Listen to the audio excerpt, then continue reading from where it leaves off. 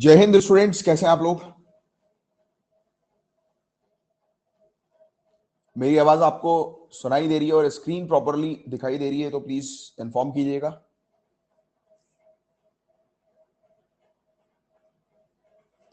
हालात ऐसे ना होने दें कि किस्मत हार जाए, बल्कि इतनी हिम्मत रखें कि हालत हार जाए। समझ रहे हो कितनी बड़ी बात है कि हालात ऐसे ना होने दें कि हिम्मत हार जाए।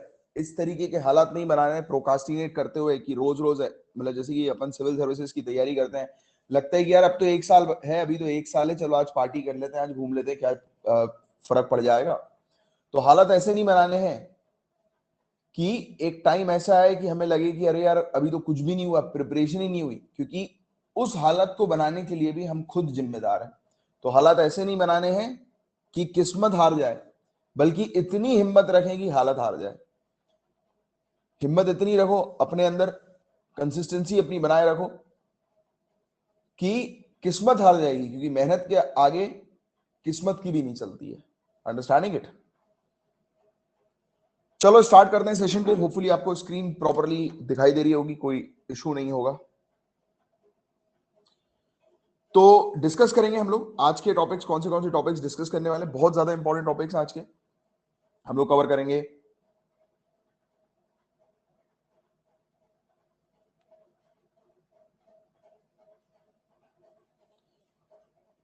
हांगकांग, हांगकांग किस प्रकार से एडमिनिस्टर किया जाता है, वेरी इंपॉर्टेंट टॉपिक आज के। काफी सारे इंपॉर्टेंट टॉपिक्स है। उज्ज्वला 2.0 स्कीम के बारे में हम लोग बात करेंगे। मिड डे मील स्कीम के बारे में बात करेंगे। राइट, सेंसस क्या होता है इसके बारे में बात करेंगे। राइट, एक बिल हम लोग को देखने को मिला है जो कि रीस्टोर करने के लिए आ गया, और बता दें आपको कि ये बिल लोकसभा राज्यसभा में दोनों में जो है वो अब पास हो चुका है। राइट, ओबीसी ग्रुप्स को स्पेसिफाई करने के लिए स्टेट्स को अब पावर मिल गई है, स्टेट्स को अब अधिकार मिल गए हैं, तो इसके बारे में हम लोग चर्चा करने वाले हैं।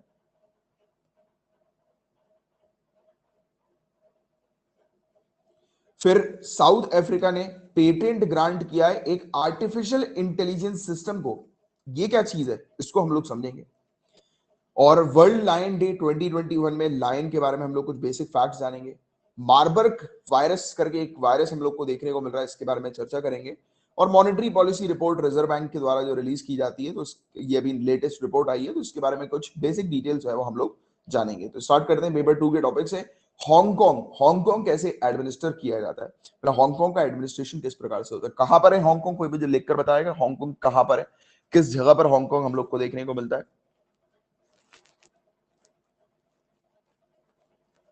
हांगकांग कहां पर है।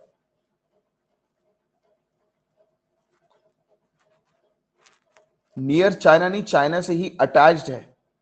अगर आप उसकी टेरिटरी देखेंगे साउथ चाइना, एग्जैक्टली चाइना से ही अटैच आपको दिखाई देगा हांगकांग।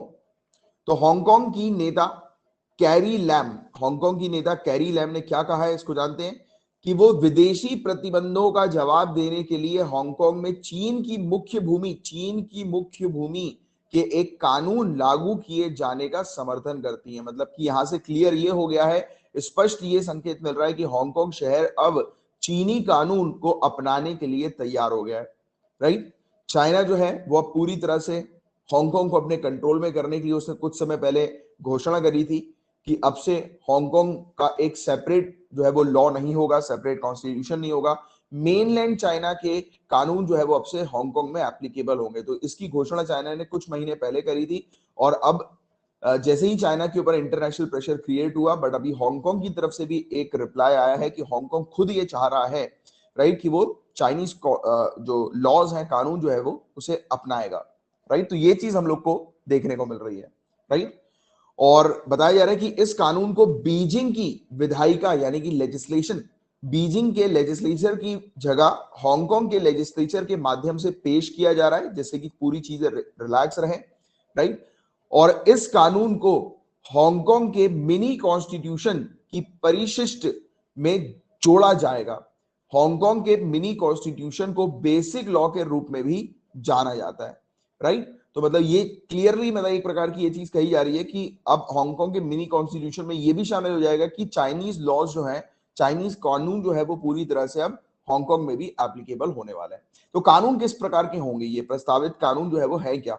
राइट। तो बीजिंग ने जून मंथ में एक कानून पास किया था, पारित किया था, राइट, और जिसके तहत चीनी नागरिकों या संस्थाओं के खिलाफ भेदभाव करने या विभेदकारी तरीके लागू करने वाले व्यक्ति या इकाइयों को चीनी सरकार की ये एंटी सैंक्शन लिस्ट जो है, प्रतिबंध रोधी सूची जो है, इसमें रखा जा सकता है। तो point number 1 to be noted कि बीजिंग ने एक कानून को ऐसा अडॉप्ट किया जून में, इसने कहा कि जो भी इंडिविजुअल या जो भी कंपनी चाइनीज सिटीजन या चाइनीज कंपनी के अगेंस्ट खड़ी होती है, तो ऐसे इंडिविजुअल या एंटिटी को हांगकांग के अंदर जो स्टैब्लिश्ड है, उन्हें एंटी सैंक्शन लिस्ट में जो है वो रख दिया जाएगा। अब सवाल ये उठता है कि ये इस लिस्ट में रखने से होगा क्या।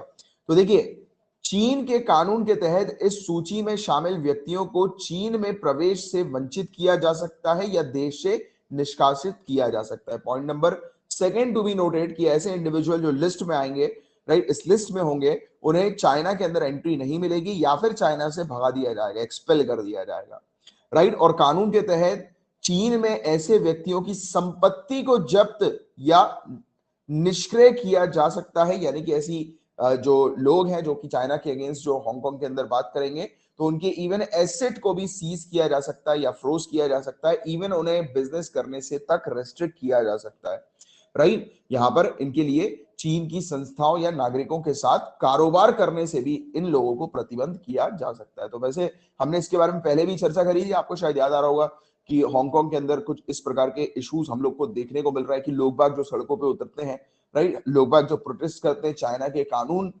के अगेंस्ट, तो अब चाइना खुद इस प्रकार का कानून हांगकांग की तरफ से लेकर आ गया है, हांगकांग के साइड से लेकर आ गया कि वहां के लोग ही खुद मतलब जो भी एंटी चाइनीज जो लोग हैं ना, तो वो खुद ही प्रोटेस्ट ना कर पाए, राइट।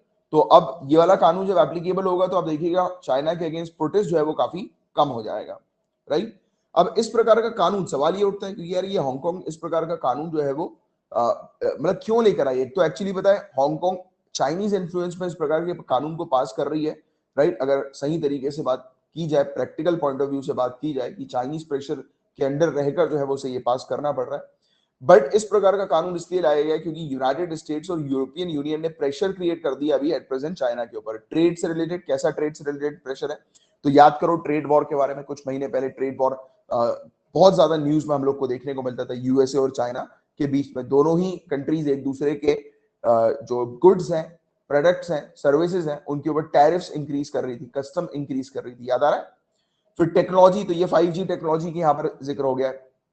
टेक्नोलॉजी, 5G टेक्नोलॉजी को आपको पता है कि हुआवे करके कंपनी है चाइना की, उसके पास रेडी 5G टेक्नोलॉजी थी बट उसको यूज नहीं किया जा रहा है। इवन चाइनीज टेक्नोलॉजी को कई सारी टेक्नोलॉजीज को बॉयकॉट कर दिया वेरियस कंट्रीज ने, राइट। इसके अलावा हांगकांग का मामला, राइट, कि चाइना जो है वो हांगकांग के ऊपर रूल इंपोज करती है, अपना लॉ इंपोज कर देती है, राइट। तो ऐसा मामला, तो ये प्रेशर क्रिएट कर रहा था चाइना के ऊपर।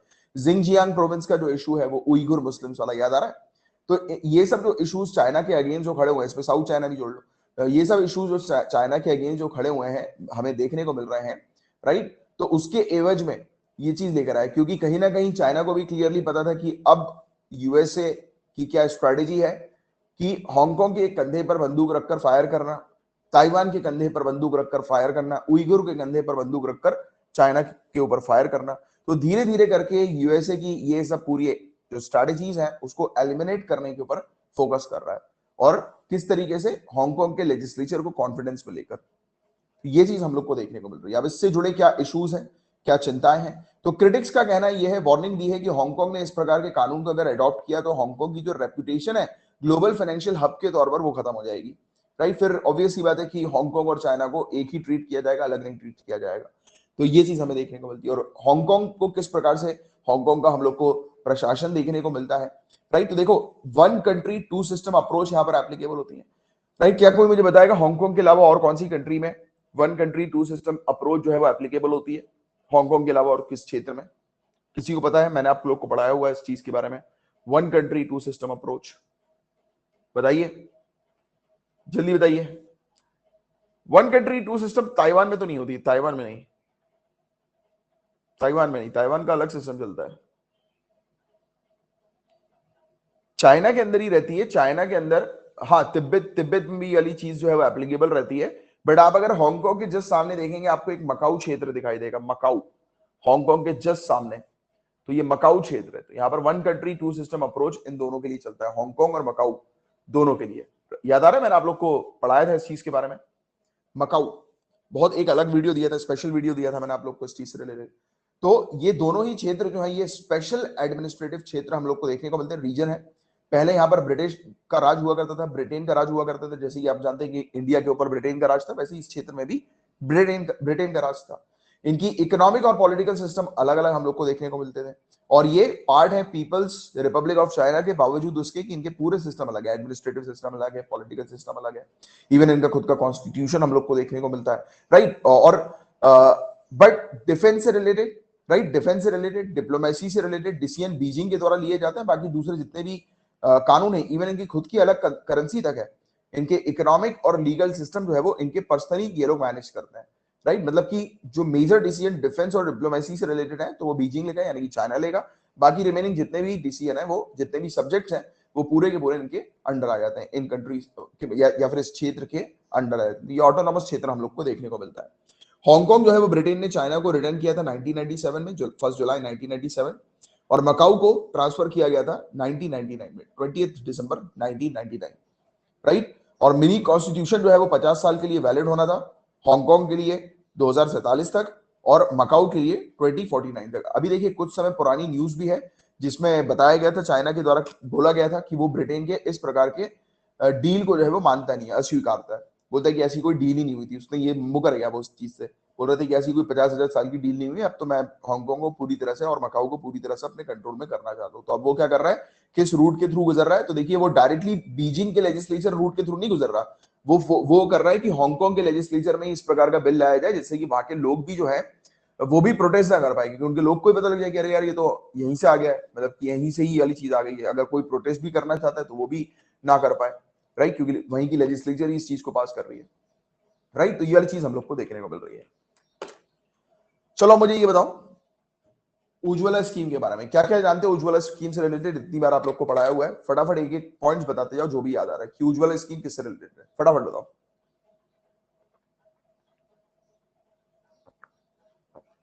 एनर्जी, एग्जैक्टली बताओ किस चीज की एनर्जी।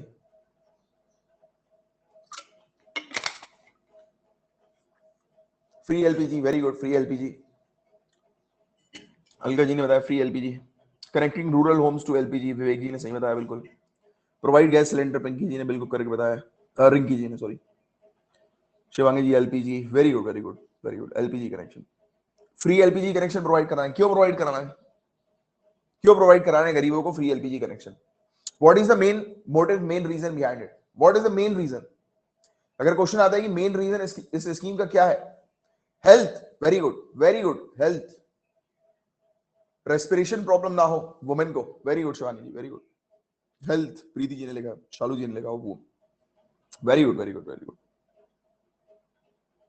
बहुत बढ़िया, वुमेन और चिल्ड्रन की हेल्थ प्रॉब्लम। तो इतनी बार इस टॉपिक को कवर कर चुके हैं तो एवरीथिंग इज, मतलब याद है अपन को। तो इसका दूसरा फेज हम लोग को देखने को मिल रहा है। तो हम लोग प्रधानमंत्री उज्ज्वला योजना की बात करें तो 2016 में इसको लॉन्च किया गया था, पॉइंट टू बी नोटेड। 2016 में free LPG liquefied petroleum gas connection poor house hold को, गरीब हाउस होल्ड को प्रोवाइड करना है। Deposit free LPG connection provide कराना इसका पहला फीचर है। इसके अलावा ना ही सिर्फ गैस कनेक्शन प्रोवाइड किया जाता है, 1600 रुपए हर कनेक्शन केंद्र के द्वारा जो है वो प्रोवाइड किया जाता है, राइट। तो ये चीज हम लोग को देखने को मिलता है। टारगेट क्या है, 80 मिलियन पुअर फैमिलीज को इंक्लूड करना। तो टारगेट इन्होंने एक्सपेंड कर दिया, पहले टारगेट 50 मिलियन का था, अब 80 मिलियन का टारगेट रख दिया गया। टारगेट याद रखिएगा थोड़ा सा, राइट। और इसमें एडिशनल 4800 करोड़ रुपए जो है वो एलोकेट किए जाएंगे। ऑब्जेक्टिव क्या क्या है इस स्कीम के हम लोग को देखने को मिलते हैं कि महिलाओं को सशक्त बनाना, उनकी हेल्थ को जो है वो प्रोटेक्ट करना, serious health hazard associated with cooking based on fossil fuel जो है उसको रिड्यूस करना। जो कंडे को जलाकर, जो केरोसिन को जलाकर, जो लकड़ी को जलाकर जो खाना पकाया जाता है वो काफी डेंजरस होता है, क्योंकि उससे निकलने वाली जो स्मोक हम लोग को देखने को मिलती है वो हेल्थ के ऊपर एक सीरियस इंपैक्ट क्रिएट करती है, अफेक्ट करती है हेल्थ को। और ना ही सिर्फ महिला की हेल्थ को अफेक्ट करती है, क्योंकि उस छोटे से घर में बच्चे भी होते हैं और उसमें वेंटिलेशन प्रॉपर नहीं होता है, तो उसके कारण से छोटे बच्चों की हेल्थ भी जो है वो उसमें इफेक्ट होती है। वेरियस रेस्पिरेटरी डिसऑर्डर्स होते हैं, बहुत इश्यूज जो है वो महिलाओं को फेस करने पड़ते हैं। इसके अलावा डेथ को रिड्यूस करना है, इसी प्रकार से क्योंकि डेथ भी होती है, मोर्टेलिटी रेट्स हम लोग को देखने को मिलते हैं, राइट। और इसके अलावा छोटे बच्चों को प्रिवेंट करना है एक्यूट रेस्पिरेटरी इलनेस से और इंडोर एयर पॉल्यूशन से। इंडोर एयर पॉल्यूशन, ये सब टर्म्स यूज किया करिएगा। अब इसमें एलिजिबिलिटी क्राइटेरिया क्या है, तो देखो महिला को ही दिया जाएगा ये कनेक्शन, फ्री एलपीजी कनेक्शन। जिस भी घर में 18 साल या उससे ऊपर की जो महिला है उनको ये दिया जाएगा, उनके नाम पर ये रजिस्ट्रेशन होगा। कंडीशन ये है बिलो पॉवर्टी लाइन की होनी चाहिए, राइट। और उनके घर पे ऑब्वियस बात है कि एलपीजी कनेक्शन नहीं होना चाहिए, तभी तो दिया जाएगा। हाउस होल्ड इनकम कितनी होगी तो वो निर्धारित करेगी गवर्नमेंट, सरकार निर्धारित करेगी कि हाउस होल्ड इनकम जो है वो पुअर की कितनी होगी, और उस लिमिट के अकॉर्डिंग जो है वो ये कनेक्शन प्रोवाइड किया जाएगा। इसके अलावा ये चीज भी देखी जाएगी कि इसी प्रकार की सिमिलर स्कीम का फायदा उस पर्टिकुलर बेनिफिशियरी को मिल रहा है कि नहीं मिल रहा। अगर मिल रहा होगा तो फिर नहीं एक्सटेंड किया जाएगा ये स्कीम, और अगर नहीं मिल रहा होगा तो ये स्कीम का लाभ मिल जाएगा उन्हें।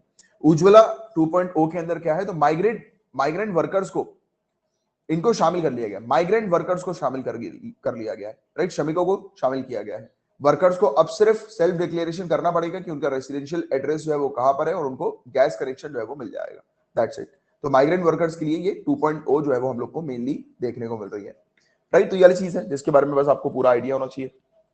चलो अब मिड डे मील स्कीम के बारे में बता दो कि मिड डे मील स्कीम किस मिनिस्ट्री के अंडर आती है। मिड डे, अच्छा हाँ, पूछिए पूछिए अमित कुमार जी, पूछिए क्वेश्चन। क्या पूछ क्वेश्चन है? सॉरी मैंने आपसे डाउट का आपको टाइम नहीं दिया, सॉरी सॉरी। बताइएगा, जिसको भी डाउट है तो पूछ लीजिए। मुझे लगा कि इसमें कोई डाउट वाली तो चीज थी नहीं। जब तक आप लोग रिमेनिंग स्टूडेंट्स को बताइए मिड डे मील स्कीम के बारे में कि मिड डे मील स्कीम क्या है। अमित जी थोड़ा जल्दी लिख लीजिए।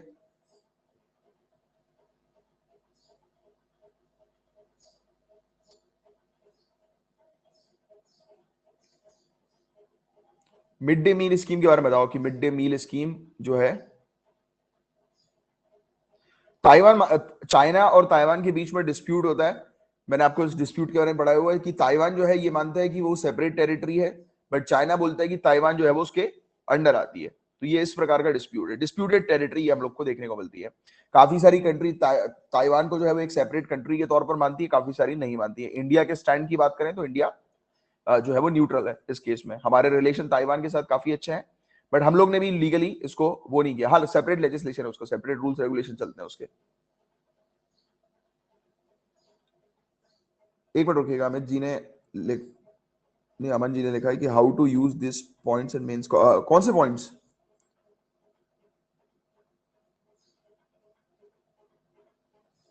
सर गैस की तो रेट वहां से अभी भी, सर गैस की तो रेट वहीं से अभी भी लोग वही। अ, अभी जी आराम से इसको बाद में आप एक काम करिएगा, मैं आपको टाइम दूंगा, थोड़ी देर बाद आप थोड़ा क्लैरिटी से लिख दीजिएगा। मुझे मतलब क्लियर नहीं हुआ कि आपने ये मतलब क्या चीज मेंशन करी। गैस की तो रेट वहीं से अभी भी लोग वहीं।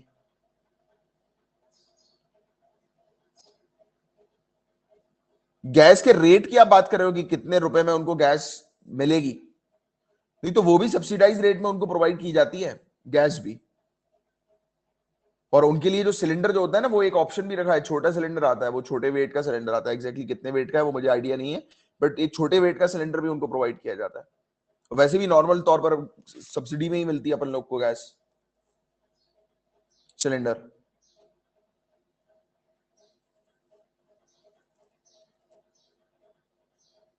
देखो हांगकांग से रिलेटेड आपसे देखिए, जैसे मैंने भी आपको बताया ना कि हांगकांग से रिलेटेड मेंस में इस टाइप के क्वेश्चन आ सकते हैं कि हांगकांग का क्या एट प्रेजेंट स्टेटस है, राइट। हांगकांग के स्टेटस के बारे में डायरेक्टली पूछ लिया जा सकता है कि elaborate on the status of Hong Kong, कि हांगकांग का क्या स्टेटस है, राइट।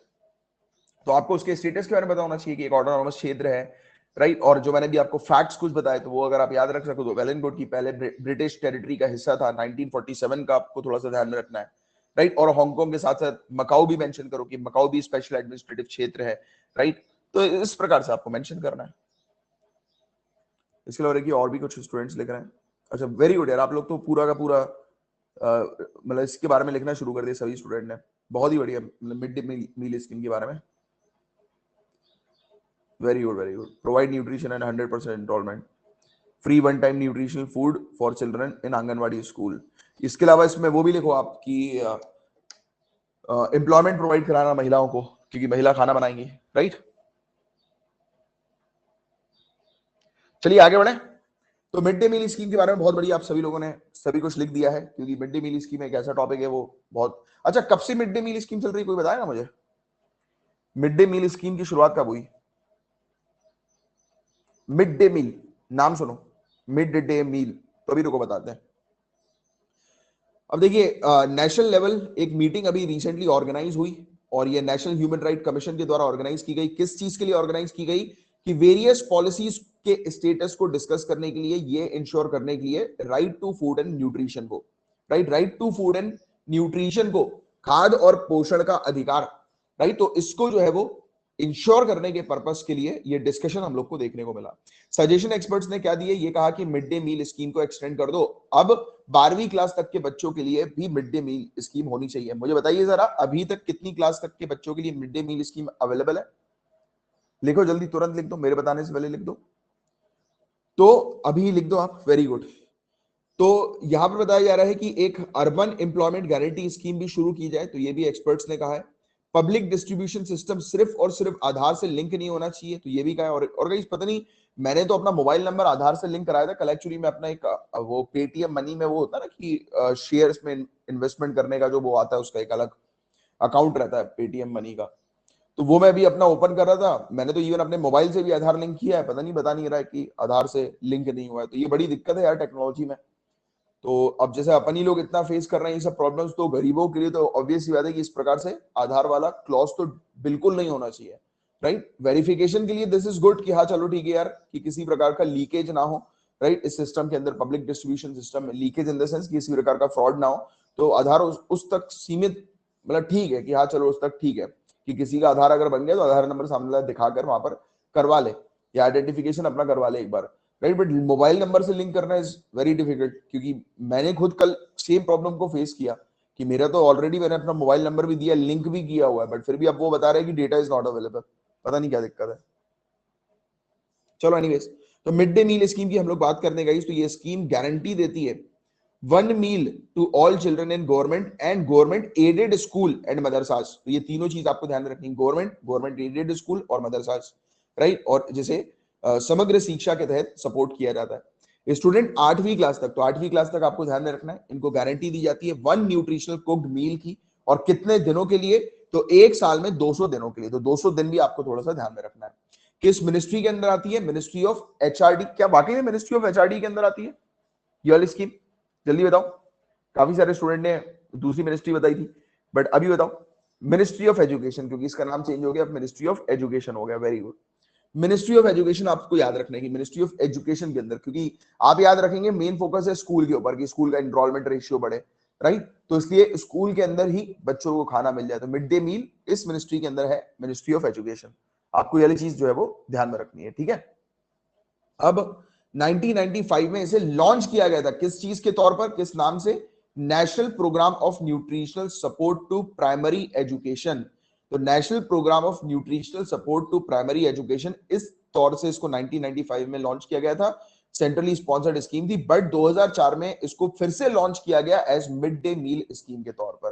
तो 1995 एंड 2004 दोनों याद रखना आपको, जब मिड डे मील पूछा जाए और ऑप्शन में अगर सिर्फ 2004 हो तो 4 आपको ध्यान देना है, ठीक है। 1995 में National Programme for Nutritional support to primary education.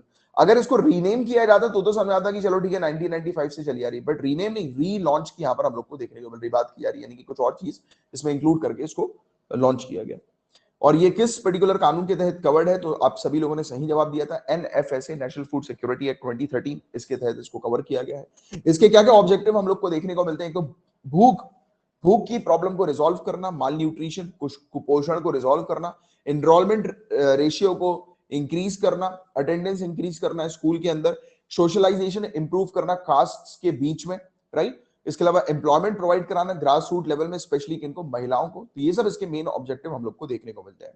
Mid day meal scheme के रूल जो 2015 के हैं वो क्या कहते हैं गाइस? तो स्कूल में ही खाना खिलाया जाएगा, स्कूल के बाहर किसी दूसरी जगह पर खाना नहीं खिलाना है। मिड डे मील जो है वो अगर बाय चांस किसी वजह से स्कूल में अगर नहीं मिल पा रहा है, किसी भी रीजन के चलते, तो गवर्नमेंट को सिक्योरिटी अलाउंस 15th यानी कि उस महीने जैसी महीना बीतता है तो अगले 15 दिन के अंदर सिक्योरिटी अलाउंस जो है वो प्रोवाइड करना है गवर्नमेंट को। तो ये इसके अंदर रूल के अंदर मेंशन्ड है। School management committee right to free and compulsory education act 2009 के तहत ये मॉनिटर करेंगी स्कीम के इम्प्लीमेंटेशन को, मिड डे मील के इम्प्लीमेंटेशन को, कि मॉनिटरिंग की पावर जो है वो स्कूल मैनेजमेंट कमेटी को दी हुई है। और न्यूट्रिशनल नॉर्म्स की हम लोग बात करें तो देखिए कैलोरी इनटेक के मामले में प्राइमरी स्कूल के अंदर एटलीस्ट 450 कैलोरीज का खाना जो है जिसमें 12 ग्राम प्रोटीन होना चाहिए ये प्रोवाइड किया जाएगा प्राइमरी स्कूल के बच्चों को। और अपर प्राइमरी स्कूल के बच्चों को 700 कैलोरी तक का खाना जो है वो प्रोवाइड करना है जिसमें प्रोटीन की मात्रा 20 ग्राम की होनी चाहिए। हर मील का इंटेक कितना होना चाहिए तो उसमें 100 ग्राम प्राइमरी क्लासेस के लिए 100 ग्राम फूड ग्रेन्स होने चाहिए, 20 ग्राम पल्सेस दाल वगैरह होनी चाहिए, 50 ग्राम हरी सब्जी होनी चाहिए और 5 ग्राम ऑयल्स और फैट होना चाहिए। अपर प्राइमरी के लिए 150 ग्राम फूड ग्रेन होना चाहिए, 30 ग्राम वही दाल वगैरह होनी चाहिए, 75 ग्राम हरी सब्जी होनी चाहिए और 7.5 ग्राम तेल और फैट जो है वो इसकी संख्या होनी चाहिए, मात्रा होनी चाहिए। तो ये सब चीजें हैं जिसके बारे में बस आपको मिड डे मील स्कीम से रिलेटेड पता होना चाहिए। कुछ डाउट है तो पूछ लो।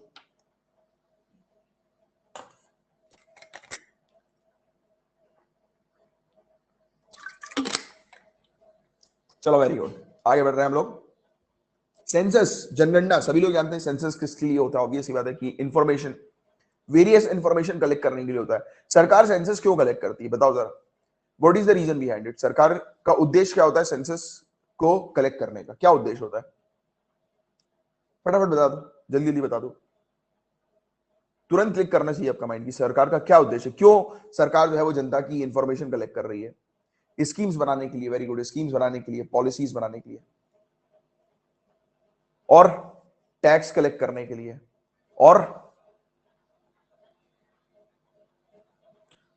To know about actual quantity, exactly management actual quantity, very good, better implementation of scheme, exactly targeted लोगों को, टारगेटेड ग्रुप को अप्रोच करने के लिए, क्योंकि जब डेटा होगा तब पता लगेगा कि टारगेटेड ग्रुप जो है वो क्या है। हाँ, इफेक्टेड एरिया को रिलीफ प्रोवाइड कराने के लिए, जैसे कि अभी हमने देखा कोरोना वायरस के समय पर माइग्रेंट लेबर्स कहां पर है, कितने हैं, उसका कोई आंकड़ा ही नहीं है, डेटा ही नहीं है, पता ही नहीं है, राइट? तो फिर जरूरत पड़ी कि अरे यार एक इंफॉर्मेशन होनी चाहिए, राइट, कि डेटा को उसमें इंक्लूड करने में, राइट, ऐसी इंफॉर्मेशन। तो मेनली यहाँ पर जैसे कि अगर ओवरऑल इंडिया के सेंसस की बात करें तो इंडिया के ओवरऑल सेंसस के अंदर मेन फोकस किया जाता है पॉपुलेशन के ऊपर, जनता के ऊपर, कि कितनी पॉपुलेशन हमारी कंट्री के अंदर है, राइट? तो वो सब चीजें इसमें, इवन इनकम सिनेरियो भी, जनगणना में इनकम भी जो है वो देखी जाती है, राइट, जिससे कि बेनिफिशियरीज कितना लाभ जो है वो प्रोवाइड कराने, किस प्रकार की पॉलिसीज लेकर आनी है, राइट? इकोनॉमिक वीकर सेक्शन के लिए नई innovative initiative, very good very good, demarcation of legislative assembly. चलो आ जाओ। तो कोरोना वायरस आउटब्रेक के बाद हम लोग को देखने को मिला कि सेंसस 2021 जो है वो डिले हो गया और अभी इसको पोस्टपोन कर दिया जा चुका है यूनियन होम मिनिस्ट्री के द्वारा, राइट? सेंसस क्या क्या प्रोवाइड कराता है, हमें इंफॉर्मेशन देता है साइज के बारे में कि साइज कितना है कंट्री का, राइट, और डिस्ट्रीब्यूशन कहां पर कितने लोग जो है वो डिस्ट्रीब्यूटेड है, राइट, सोशियो इकोनॉमिक चीजों के बारे में बताता है, राइट, यानी कि उनकी इकोनॉमिक, उनकी वेल्थ जो है वो किस प्रकार की है, कम्युनिटी के बारे में इंफॉर्मेशन देता है थोड़ी, राइट, डेमोग्राफिक और दूसरे कैरेक्टरिस्टिक्स के बारे में हमारी कंट्री की जनता से रिलेटेड इंफॉर्मेशन प्रोवाइड करता है। क्वेश्चन ये बनेगा कि सेंसस जो है ये पहली बार किसके द्वारा शुरू किया गया था? तो British vice Roy Lord Mayo. तो आपको ये चीज ध्यान में रखनी है, कब शुरू किया था 1872 में शुरू किया गया था। पहला सिंक्रोनस सेंसस, संपूर्ण जनगणना पहला कब आया था? तो 1881 में आया था और उसके बाद से हर 10 साल में एक बार एक सेंसस जो है वो आता है, कंटिन्यूअसली आता है। तो अगर क्वेश्चन आ जाए कि सिंक्रोनस सेंसस जो है, कंटिन्यूअस सेंसस कब से शुरू हुआ? तो 1881। पहला सेंसस कब लाया गया? 1872, राइट, किसके द्वारा? लॉर्ड मेयो के द्वारा। तो ये बस बेसिक 3-4 इंफॉर्मेशन बस आपको ध्यान में रखनी है। कौन सेंसस कंडक्ट करता है? तो ऑफिस ऑफ रजिस्ट्रार जनरल और सेंसस कमिश्नर, ये सेंसस वो करते हैं, कंडक्ट करते हैं। ये किस मिनिस्ट्री के अंदर आते हैं? तो मिनिस्ट्री ऑफ होम अफेयर्स। तो ये सिंपल सा फैक्ट आपको एक पता होना चाहिए। सेंसस जो है गाइस बहुत ही मतलब इंपॉर्टेंट, मोस्ट क्रेडिबल सोर्स हम लोग को इंफॉर्मेशन का देखने को मिलता है, किस किस चीजों के बारे में जानकारी प्रोवाइड कराता है, डेमोग्राफी के बारे में, इकोनॉमिक एक्टिविटी के बारे में, ये बहुत इंपॉर्टेंट पॉइंट्स है। आपको इजीली पता लग जाएगा कि सेंसस कौन सी जानकारी देता है। लिटरेसी और एजुकेशन, वेरी इंपॉर्टेंट पॉइंट, ठीक है, एजुकेशन के बारे में कि जनता जो है वो कितनी एजुकेटेड है, राइट, लिटरेसी के बारे में इंफॉर्मेशन प्रोवाइड की जाती है। हाउसिंग के बारे में, हाउस होल्ड एमिनिटीज के बारे में, जनगणना में पूछा जाता है ना कि आपके घर फ्रिज है, पंखा है, राइट, इंटरनेट कनेक्शन है कि नहीं, राइट, तो ये सब चीजें पूछी जाती है। वैसे इंटरनेट कनेक्शन का मेरे ख्याल से अब इस बार जो है वो पूछेंगे। इसके अलावा अर्बनाइजेशन, फर्टिलिटी, मोर्टेलिटी, इन सब चीजों की जानकारी प्रोवाइड की जाती है, राइट, कि कितना शहरीकरण कितना ज्यादा बढ़ गया है, राइट, और फर्टिलिटी रेट कितना है, जैसे बात करते हैं टोटल फर्टिलिटी रेट कितना होना चाहिए, 2.1 होना चाहिए टोटल फर्टिलिटी रेट, राइट, कि अपने पूरे रिप्रोडक्टिव साइकिल में एक महिला जो है वो कितने बच्चों को जन्म देती है, तो वो वाली चीजें, मोर्टेलिटी, मृत्यु दर जो है वो कितनी है, तो ये सब चीजें देखी जाती है। शेड्यूल का शेड्यूल ट्राइब की इंफॉर्मेशन मिल जाती है, राइट, और इसके अलावा लैंग्वेज की एक अच्छी जानकारी मिल जाती है। सेंसस में ये पूरी तमाम चीजें जो है वो मिल जाती है। ये बहुत अच्छे से याद रखो, ये बहुत इंपॉर्टेंट पॉइंट्स है। इस बार सेंसस नहीं हुआ है, डिले हो गया, तो सेंसस से रिलेटेड क्वेश्चन आने की संभावना ज्यादा है, राइट, तो इस चीज को ध्यान में रखना। हिस्टोरिकल सिग्निफिकेंस अगर मेंस में लिखना है तो ऋग्वेद के बारे में लिख देना, कि ऐसा नहीं कि सेंसस जो है वो मॉडर्न टाइम में ही शुरू हुआ है, सेंसस एंशिएंट टाइम में भी हम लोग को देखने को मिलता था। ऋग्वेद में भी पॉपुलेशन काउंट को जो है वो मेंटेन किया जाता था। ऋग्वेद जो कि 800 से 600 बीसी के पीरियड में इंडिया के अंदर हम लोग को देखने को मिलती थी, तो उस एरा में भी, उस पीरियड में भी सेंसस जो है वो तैयार किया जाता था, पॉपुलेशन काउंट किया जाता था। इवन अगर आप बात करें अर्थशास्त्र की, कौटिल्य की 3rd सेंचुरी बीसी में, राइट, तो उनके पास भी उन्होंने कुछ उपाय के बारे में बताया था कि मतलब टैक्सेशन पॉलिसी को अगर बेहतर तरीके से इंप्लीमेंट करना है तो इट इज वेरी इंपॉर्टेंट कि पॉपुलेशन स्टैटिस्टिक हो, राइट, पॉपुलेशन कलेक्ट हो, क्योंकि पॉपुलेशन के बारे में पता लगेगा तब जाकर आप टैक्स वसूल पाओगे, राइट, और कितना टैक्स वसूलना है उससे रिलेटेड भी आप पॉलिसी बना सकोगे, राइट, तो ये चीज है। इवन मुगल एरा में भी हम लोग को देखने को मिला कि अकबर के समय पर, राइट, एडमिनिस्ट्रेटिव रिपोर्ट जो थी इसकी, आइन ए अकबरी, तो क्वेश्चन आएगा आइन ए अकबरी क्या है, तो एडमिनिस्ट्रेटिव रिपोर्ट है अकबर की, राइट, तो इसके अंदर पॉपुलेशन की जानकारी, इंडस्ट्री कितनी है उसकी जानकारी, वेल्थ, पैसा कितना आता है उसकी जानकारी, और भी दूसरे कैरेक्टरिस्टिक्स के बारे में इंफॉर्मेशन है। मतलब कि ये लोग भी डेटा कलेक्ट करके रखते थे, अपना काउंट करके रखते थे कितनी चीजें हैं, राइट, तो ये सब चीजें। तो देखिए हिस्टोरिकल सिग्निफिकेंस भी इसका है, तो आप ये मेंस में उपयोग कर सकते हैं। प्रीलिम्स के लिए भी इंडिविजुअली ये टॉपिक इंपॉर्टेंट है, राइट, तो ये हो गया पूरा ओवरऑल टॉपिक। होपफुली आपको पूरी चीज इससे रिलेटेड क्लियर हो गई होगी। किसी को भी कोई डाउट तो पूछ लो। चलिए आगे बढ़े।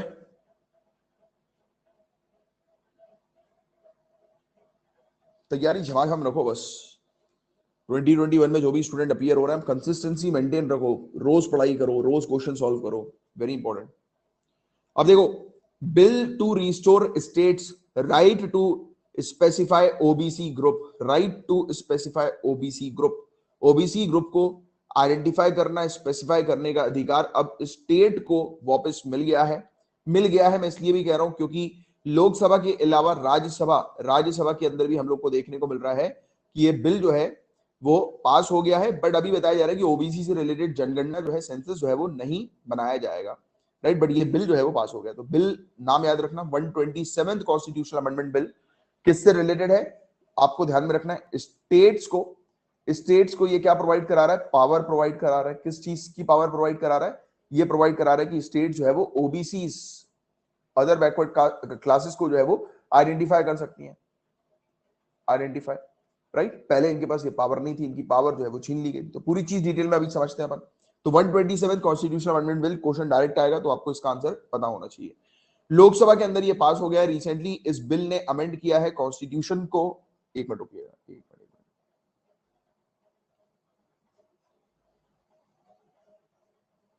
हाँ, इस बिल ने कॉन्स्टिट्यूशन को अमेंड किया है, अलाउ किया जा रहा है स्टेट्स और यूनियन टेरिटरीज को कि स्टेट और यूनियन टेरिटरी जो है वो अपनी खुद की लिस्ट जो है सोशली और एजुकेशनली बैकवर्ड क्लासेस की, उसको प्रिपेयर कर सकेंगी। पॉइंट टू बी नोटेड, अब से स्टेट जो है और यूनियन टेरिटरीज अपनी खुद की लिस्ट सोशली और एजुकेशनल बैकवर्ड क्लासेस की प्रिपेयर कर सकेंगी। That is the main focus of this bill.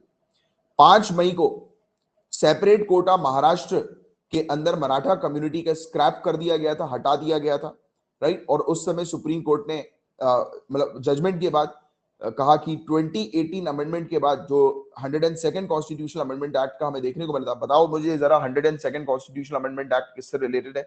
Polity की जिन स्टूडेंट्स ने क्लास ली है उनको मैं इस चीज के बारे में पढ़ा चुका हूं। बिल्कुल एनसीबीसी से रिलेटेड है, वेरी गुड। अब देखो, सुप्रीम कोर्ट ने रूल दिया था कि आफ्टर 2018 अमेंडमेंट इन, उनके जजमेंट में बोला था कि 2018 के अमेंडमेंट जो हमें कॉन्स्टिट्यूशन का देखने को मिला था, 102nd कॉन्स्टिट्यूशनल अमेंडमेंट देखने को मिला था, तो उसमें उसके बाद सिर्फ और सिर्फ सेंट्रल गवर्नमेंट सोशली और एजुकेशनली बैकवर्ड क्लासेस को नोटिफाई कर सकती है, स्टेट्स नोटिफाई नहीं कर सकती। यानी कि 102nd कॉन्स्टिट्यूशनल अमेंडमेंट एक्ट ने स्टेट्स के हाथों को बांध दिया था ओबीसी को नोटिफाई करने के लिए। तो 100 कॉन्स्टिट्यूशनल अमेंडमेंट एक्ट ने इंसर्ट किया था कौन से आर्टिकल्स, 338B और 342A, राइट? किसके बाद? 342 के बाद 42A को और 338B को। और इसमें कॉन्स्टिट्यूशनल स्टेटस प्रोवाइड कर दिया गया था एनसीबीसी को, national commission of backward classes को, कॉन्स्टिट्यूशनल स्टेटस जो है वो प्रोवाइड कर दिया था। और स्टक रोक दिया था स्टेट गवर्नमेंट की अथॉरिटी को कि स्टेट गवर्नमेंट जो है वो बैकवर्ड क्लासेस को आइडेंटिफाई नहीं कर सकेंगी और ना ही उन्हें रिजर्वेशन बेनिफिट्स दे सकेंगी। तो ये चीज हम लोग को देखने को मिली थी। तो वेरी गुड, सभी लोगों ने बिल्कुल सही जवाब दिया था इसका। तो अब इस 127th अमेंडमेंट बिल जो हम लोग को सामने देखने को मिल रहा है, इसके अंदर क्या क्या फीचर्स हैं इसको आप जानो। स्टेट गवर्नमेंट की पावर को रिस्टोर करने से रिलेटेड ये बिल है। First point, state government other backward classes को आइडेंटिफाई कर सकेंगी, सोशली और इकोनॉमिकली बैकवर्ड क्लासेस को आइडेंटिफाई कर सकेंगी, right? And please note that in May 2021 honourable Supreme Court ने अपने ऑर्डर में ये चीज कहा था कि सिर्फ और सिर्फ सेंट्रल गवर्नमेंट के पास पावर है इस प्रकार के आइडेंटिफिकेशन की। तो अब ये नल एंड वॉइड हो गया है क्योंकि अब एक बिल जो है वो आ गया है, ऑनरेबल प्रेसिडेंट अब उसे एसेंट दे देंगे तो अब ये कानून में जाएगा, क्योंकि राज्यसभा ने भी इस बिल को जो है वो पास कर दिया है।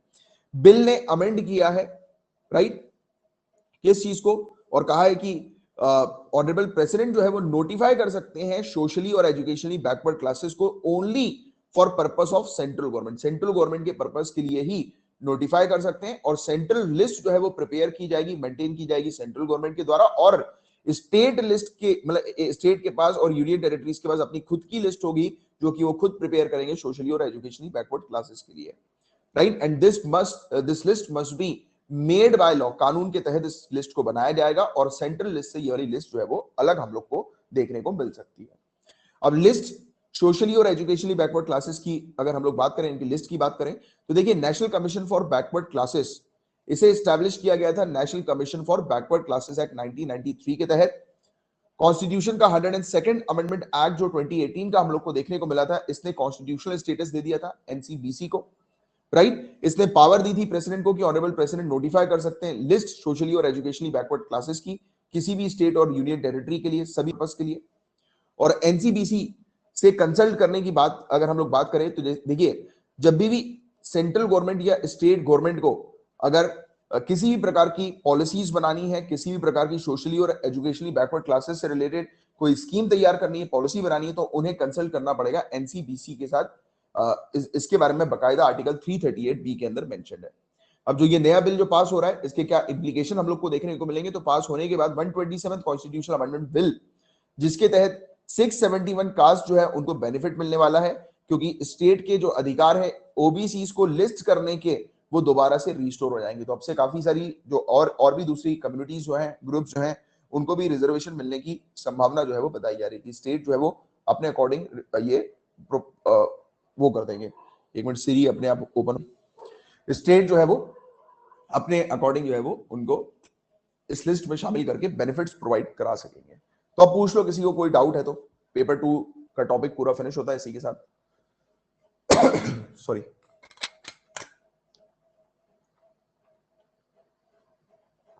मेरे ख्याल से ओबीसी के बारे में तो अभी 2-3 दिन पहले भी अपन ने डिस्कस किया था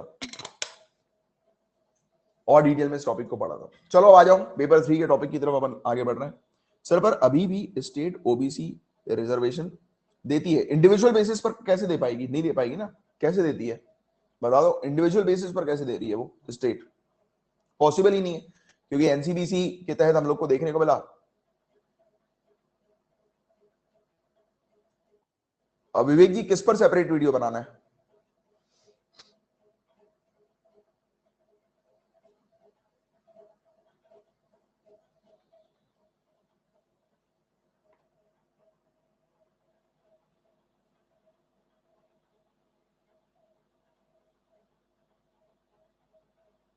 एनसीबीसी रिजर्वेशन पर चलो देखते हैं, वो तो बना देंगे इस टॉपिक पर, क्रॉप कर देंगे इस टॉपिक को या तो। ठीक है, चलो पेपर 3 से रिलेटेड डिस्कस करते हैं टॉपिक्स को। तो साउथ अफ्रीका ने क्या किया है,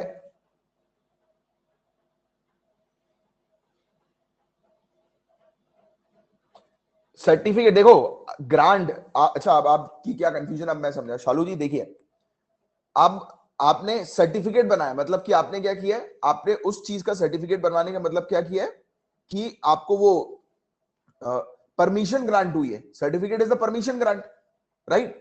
बट किसको मिलेगा किसको नहीं मिलेगा, दैट इज डिफरेंट ना, टोटली डिफरेंट थिंग। जैसे कि आपकी स्टेट के अंदर किन कम्युनिटी को ग्रांट किया है, राइट, सर्टिफिकेट ग्रांट किया, मतलब कि आपके पास वो है, लीगल ऑथराइजेशन है। अरे इसको इस तरीके से समझो, अगर एक व्यक्ति है, उसके पास अगर अपना बर्थ सर्टिफिकेट नहीं होगा, बात समझना, उसके पास अगर अपना बर्थ सर्टिफिकेट नहीं होगा तो वो कहीं पर भी कुछ चीज के लिए अप्लाई नहीं कर सकता है, राइट? कोई भी लीगल डॉक्यूमेंट्स के लिए अप्लाई नहीं कर सकता है। तो वो सर्टिफिकेट जो होते हैं वो आपको लीगली अप्रूव करते हैं, राइट? वो ग्रांट करते हैं। तो आपकी स्टेट आपको ग्रांट बस कर रही है, बट पूरी अथॉरिटी किसके पास है? पहले के समय पर पूरी अथॉरिटी तो सेंटर के पास थी, राइट? कि सेंट्रल गवर्नमेंट ही लिस्ट करेगी कि किस किस कम्युनिटी को रिजर्वेशन प्रोवाइड कराना है। तो आपने जो अलग अलग सर्टिफिकेट बनाए होंगे वो सेंट्रल लेवल के लिए, नेशनल लेवल के लिए अलग बनाए होंगे, अपने स्टेट लेवल की पॉलिसीज के लिए अलग बनवाए होंगे। जैसे होता है ना कई बार कि कई बार आप नेशनल लेवल की पॉलिसीज या स्कीम के लिए वो नेशनल लेवल का डिमांड करने लगते हैं। वो इंप्लीमेंटेशन पॉइंट ऑफ व्यू से आप उस चीज को समझ रहे हैं। सॉरी, अब क्लियर हुआ?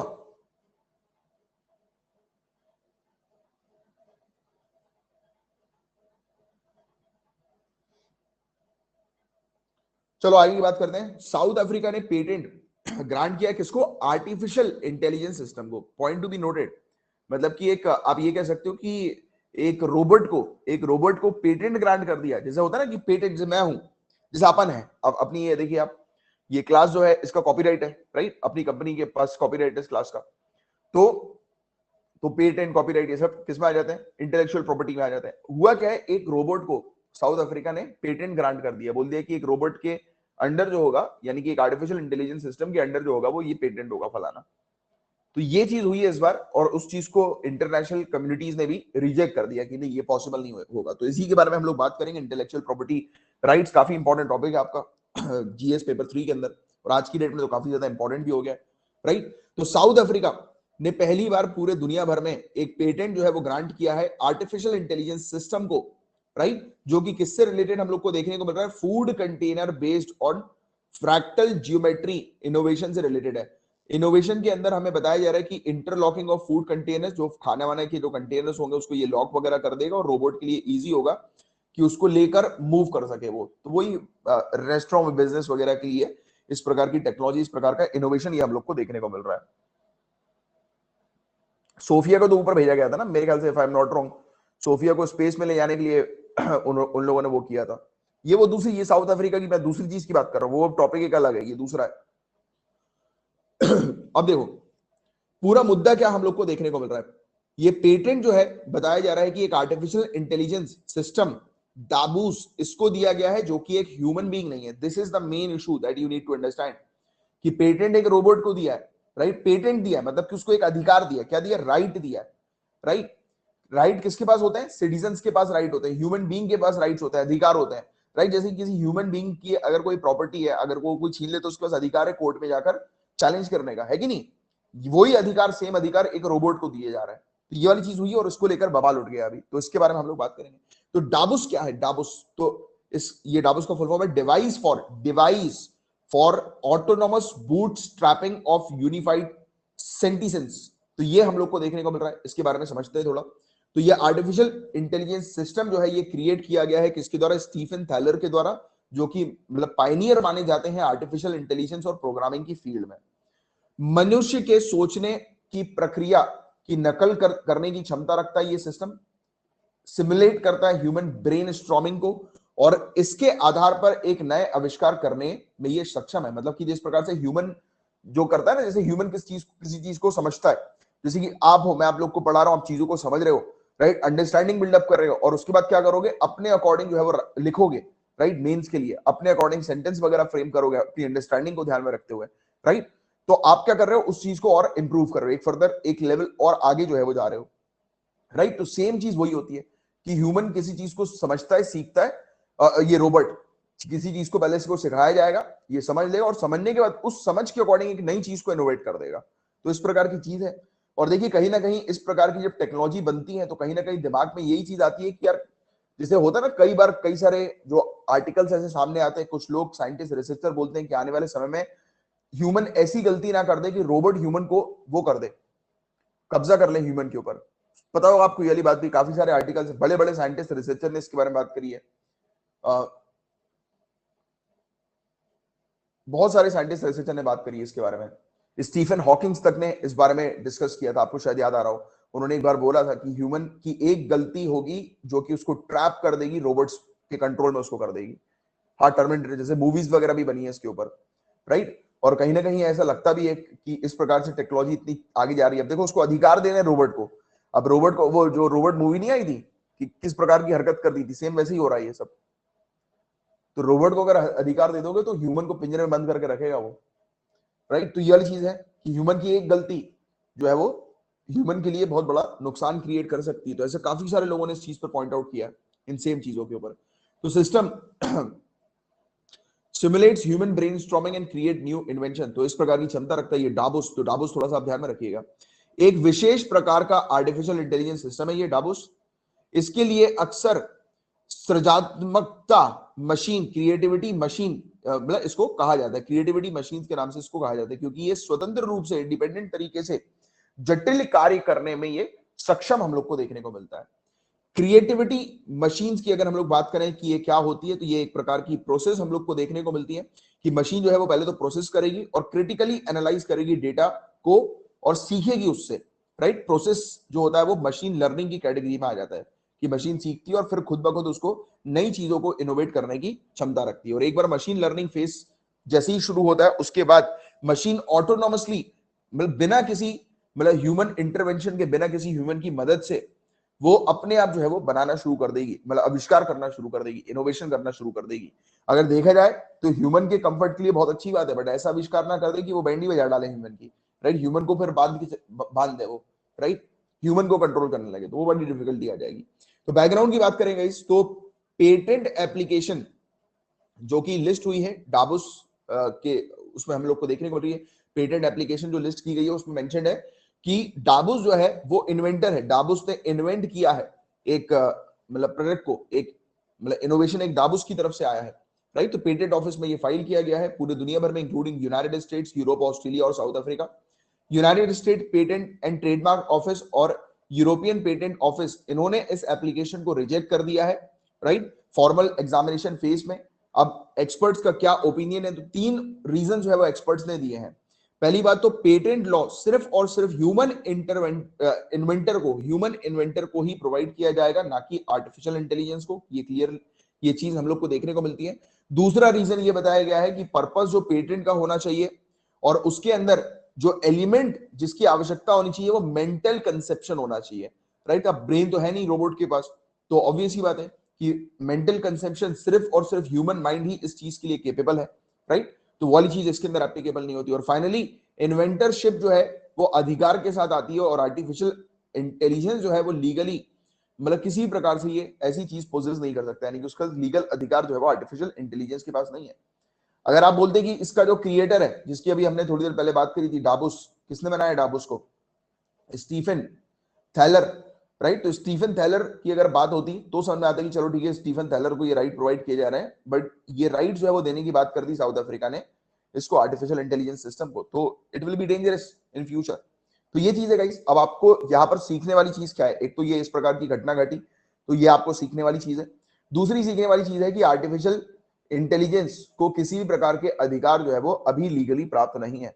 बट अगर जैसे अगर क्रिटिकली एनालाइज करने के लिए आ जाए, तो जैसे क्वेश्चन आ जाए कि क्या देना चाहिए आर्टिफिशियल इंटेलिजेंस को अधिकार, तो इसमें आपके क्या विचार है? तो देखिए, मैं अक्सर आपको बोलता हूँ कि आपके आंसर को बैलेंस करते हुए आपको चलना चाहिए, बट कुछ कुछ ऐसी चीजें होती है जिसमें बैलेंस की आवश्यकता नहीं होती, जिसमें आपके स्ट्रॉन्ग, क्योंकि देखो बैलेंस की जरूरत किन चीजों पर नहीं होती और किस चीज में आपको बैलेंस नहीं रखना, वो भी आपको क्लियरली मेंशन करता हूं।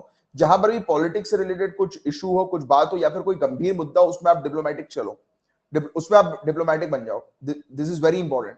बट जब कोई मुद्दा हो, कोई स्ट्रॉन्ग एक्शन लेने का, तो उसमें आपके स्ट्रॉन्ग एक्शन दिखने चाहिए।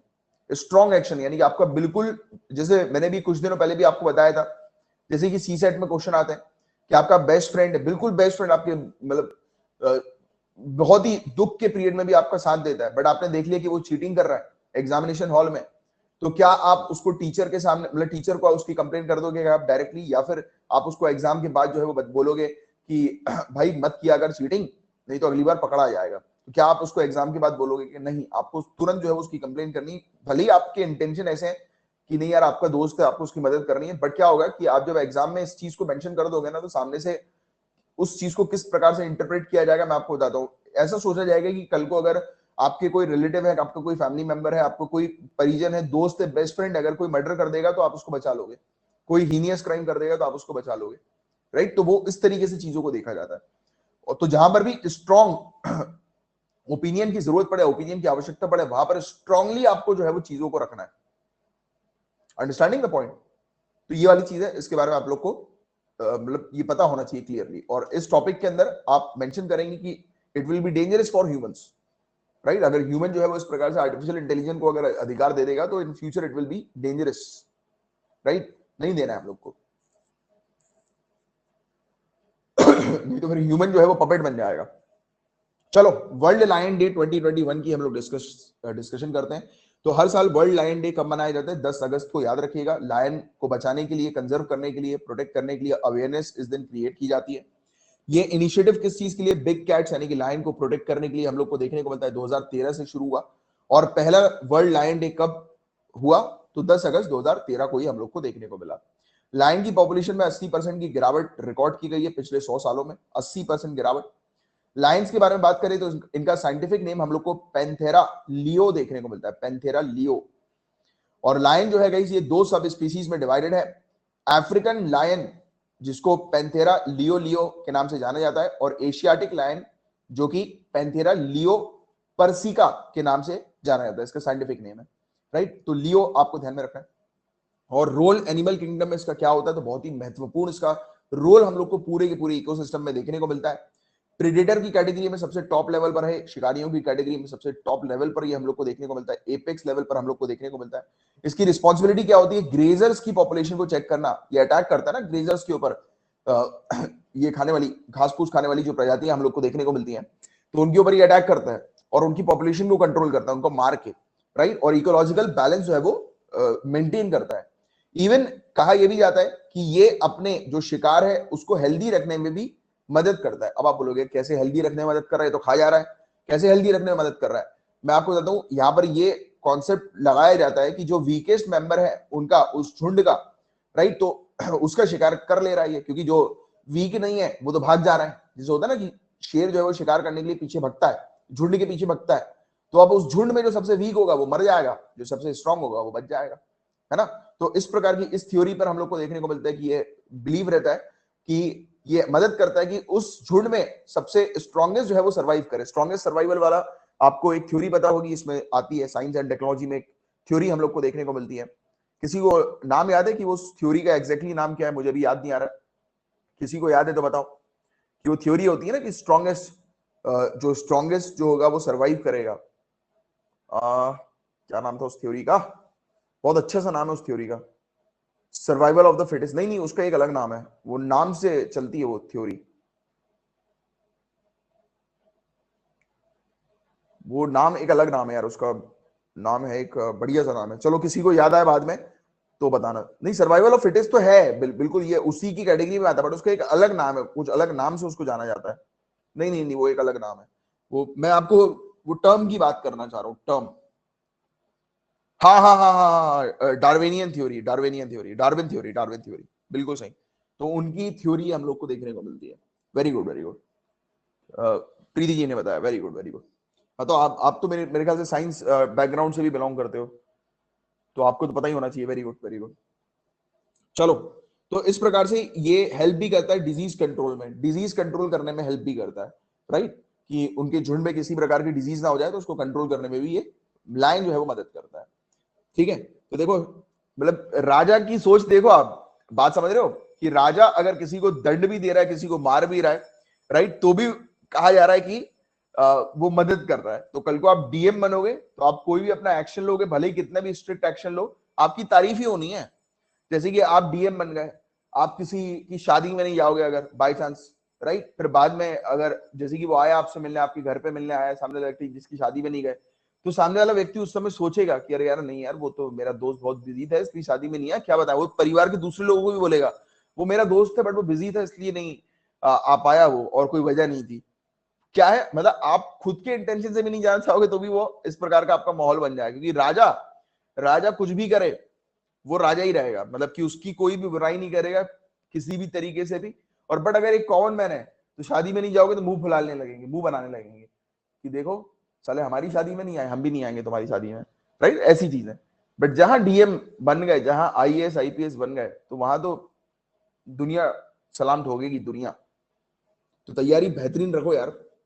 पोचिंग, शिकार, मतलब इसको खतरा जो है शिकारियों से, कौन से शिकारी, ह्यूमन वाली शिकारियों से, हम लोगों से खतरा है, right. Genetic inbreeding arising from a single population inhabiting one place, ये बहुत इंपॉर्टेंट चीज है। आज की डेट में क्या हो रहा है, एक ही प्रकार की, गाइस देखो ये बहुत इंपॉर्टेंट चीज है इसमें, ब्रीडिंग में या फिर रिप्रोडक्टिव साइकिल में या फिर आने वाली प्रजाति में। देखो होता क्या है कि एक ही जैसी नस्ल के लोग जब एक ही जगह पर रहते हैं ना, तो उसके बाद धीरे धीरे करके एक्चुअली में होने क्या लगता है कि आने वाली उनकी जो जनरेशन होती है वो वीक पड़ने लगती है। तो हमेशा कहा जाता है कि क्रॉस होना बहुत जरूरी है, क्रॉसिंग होना बहुत जरूरी है, राइट। तो ये बहुत जरूरी हो जाता है। तो क्या हो रहा है कि एक ही प्रजाति एक ही जगह पर बहुत समय से रह रही है, तो इसके कारण से इवन कुछ न्यूज ऐसी भी आई है कि वो लायंस जो है वो अब इंटरेस्टेड नहीं है, मतलब सेक्सुअली वीक हो गए हम वो, राइट। तो ऐसी चीजें भी हम लोग को देखने को मिल रही है। अब उनको एक्सटर्नल तौर पर वो हम लोग को देखने को मिलता है ना कि आर्टिफिशियल सीमेन उनको जो है वो प्रोवाइड किया जा रहा है। तो ये ऐसी टेक्निक्स के थ्रू जो है वो इनके वंश को आगे बढ़ाने पर फोकस किया जाता है। तो उसकी वजह ये है कि एक ही जगह पर इनको रखा गया है, राइट। तो ये सब चीजें, इसके अलावा बीमारी भी बहुत सारी हो रही है, प्लेग के केसेस आ रहे हैं। Canine distemper, very important, very important. Canine distemper, कुत्तों में ये बीमारी होती थी, अब ये शेरों में भी बीमारी हम लोग को देखने को मिल रही है, राइट। तो ये वाली चीज है। और नेचुरल डिजास्टर भी एक केस हम लोग को देखने को मिलता है। आईयूसीएन की रेड लिस्ट में वल्नरेबल की कैटेगरी में है, एशियाटिक लायन एंडेंजर्ड की कैटेगरी में हमें देखने को मिलता है। सीआईटीईएस के अंदर इंडियन जो पॉपुलेशन है इनकी लायन की, वो अपेंडिक्स 1 के अंदर आ जाती है, बट दूसरी जो पॉपुलेशन है दूसरी कंट्री में, वो अपेंडिक्स 2 के अंदर हम लोग को देखने को मिलती है। वाइल्ड लाइफ प्रोटेक्शन एक्ट 1972 में इसको हम लोग ने हाईली प्रोटेक्टेड रखा है, शेड्यूल 1 के अंदर रखा हुआ है। इंडिया के अंदर इनके स्टेटस की बात करें गाइस, तो इंडिया जो है वो मेजेस्टिक एशियाटिक लायन हम लोग को देखने को मिलता है। इंडिया के अंदर प्रमुख आवास स्थान है भारत एशियाटिक लायन का। और इंडिया के अंदर आपको ये प्रोटेक्टेड टेरिटरी जो है, गिर नेशनल पार्क, गुजरात की ससन गिर नेशनल पार्क, तो वहां पर आपको ये मिल जाएगा। डेटा के अकॉर्डिंग आज की डेट में इंडिया के अंदर 674 लायंस हम लोग को देखने को मिल रहे हैं। 2020 का डेटा ये कहता है, 2015 में ये 523 थे, यानी कि इनकी पॉपुलेशन जो है वो बढ़ी है पहले के मुकाबले। इनकी कंजर्वेशन स्टेटस की बात करें, इस प्रोटेक्शन की अगर हम लोग बात करें, मतलब किस प्रकार से हम लोग इसे प्रोटेक्ट कर रहे हैं लायन को, तो प्रोजेक्ट लायन एक हमारा है। 6 नई sites apart from Kuno Palpur wildlife sanctuary, question आएगा Kuno Palpur wildlife sanctuary कहां पर है, तो मध्य प्रदेश में है। तो ऐसे ही कुछ साइट्स जो है वो बनाई गई है कि जहां पर लायन को रीइंट्रोड्यूस किया जाएगा। अच्छा, Kuno Palpur wildlife century में कहां से लायन को लाया जा रहा है, या मेरे ख्याल से टाइगर की स्पीसीज है क्या वो, या लायन की स्पीसीज है, एक अफ्रीका में एक कंट्री से लाया जा रहा है। कौन सी कंट्री, किसी को याद है कौन सी कंट्री से? अफ्रीका से, नाइजीरिया, एग्जैक्टली नाइजीरिया से लाया जा रहा है। और एक और मेरे ख्याल से शायद कोई कंट्री है, वहां से भी टाइगर को रीइंट्रोड्यूस करना है मध्य प्रदेश के अंदर। तो इस प्रकार के प्लान्स भी हम लोग को देखने को मिल रहे हैं कि आज की डेट में आ गए। तो ये आपको आइडिया होना चाहिए, क्योंकि देखो आपका प्रीलिम्स में ये सब चीजें बहुत ज्यादा इंपॉर्टेंट हो जाती हैं, राइट। अब देखिए, प्रोजेक्ट लाइन के तहत जो है वो इन एरियाज को आइडेंटिफाई किया हुआ है और अगस्त 2020 में अनाउंस किया गया था इस चीज के बारे में। और ये बिल्कुल सेम प्रोजेक्ट टाइगर और प्रोजेक्ट एलिफेंट जिस प्रकार से हम लोग को देखने को मिलता है ना, टाइगर के प्रोटेक्शन के लिए, एलिफेंट के प्रोजेक्ट प्रोटेक्शन के लिए, तो वैसे ही लायन के प्रोटेक्शन के लिए भी प्रोजेक्ट लायन आ चुका है।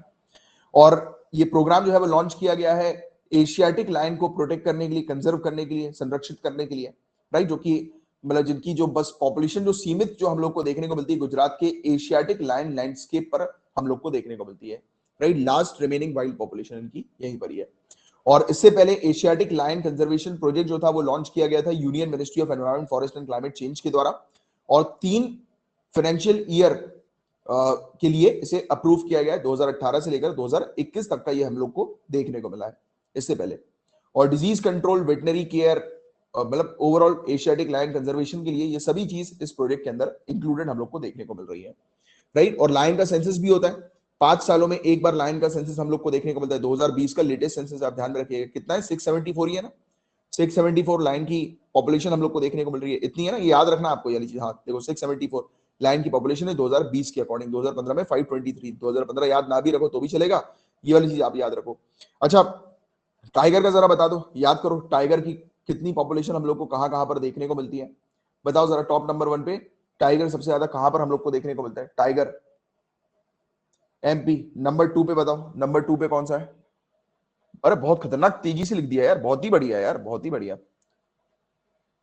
फिर दूसरे नंबर पर कर्नाटक है, ठीक है। तीसरे नंबर पर पता है किसी को? यूके। तीसरे नंबर पर यूके। तो ये चीज आप थोड़ी सी ध्यान में रखिएगा। Very good, very good, very good, very good. बहुत अच्छी तैयारी चल रही है सभी लोगों की। दूसरी और बिगेस्ट कैट इंडिया के अंदर हम लोग को कौन सी देखने को मिलती है? तो royal Bengal tiger, Indian leopard, clouded leopard और स्नो लेपर्ड हम लोग को देखने को मिलती है। तो ये पूरी चीजें हैं जिसके बारे में एक आपको अच्छी जानकारी होनी चाहिए। तो आप पूछ लो, इसमें किसी भी प्रकार का कोई डाउट है तो पूछ लो।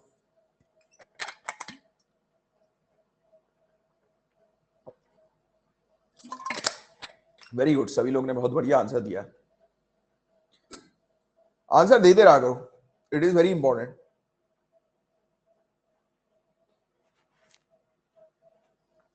चलो डन, आगे बढ़ रहे हैं। मारबर्ग वायरस की हम लोग बात करने वाले हैं।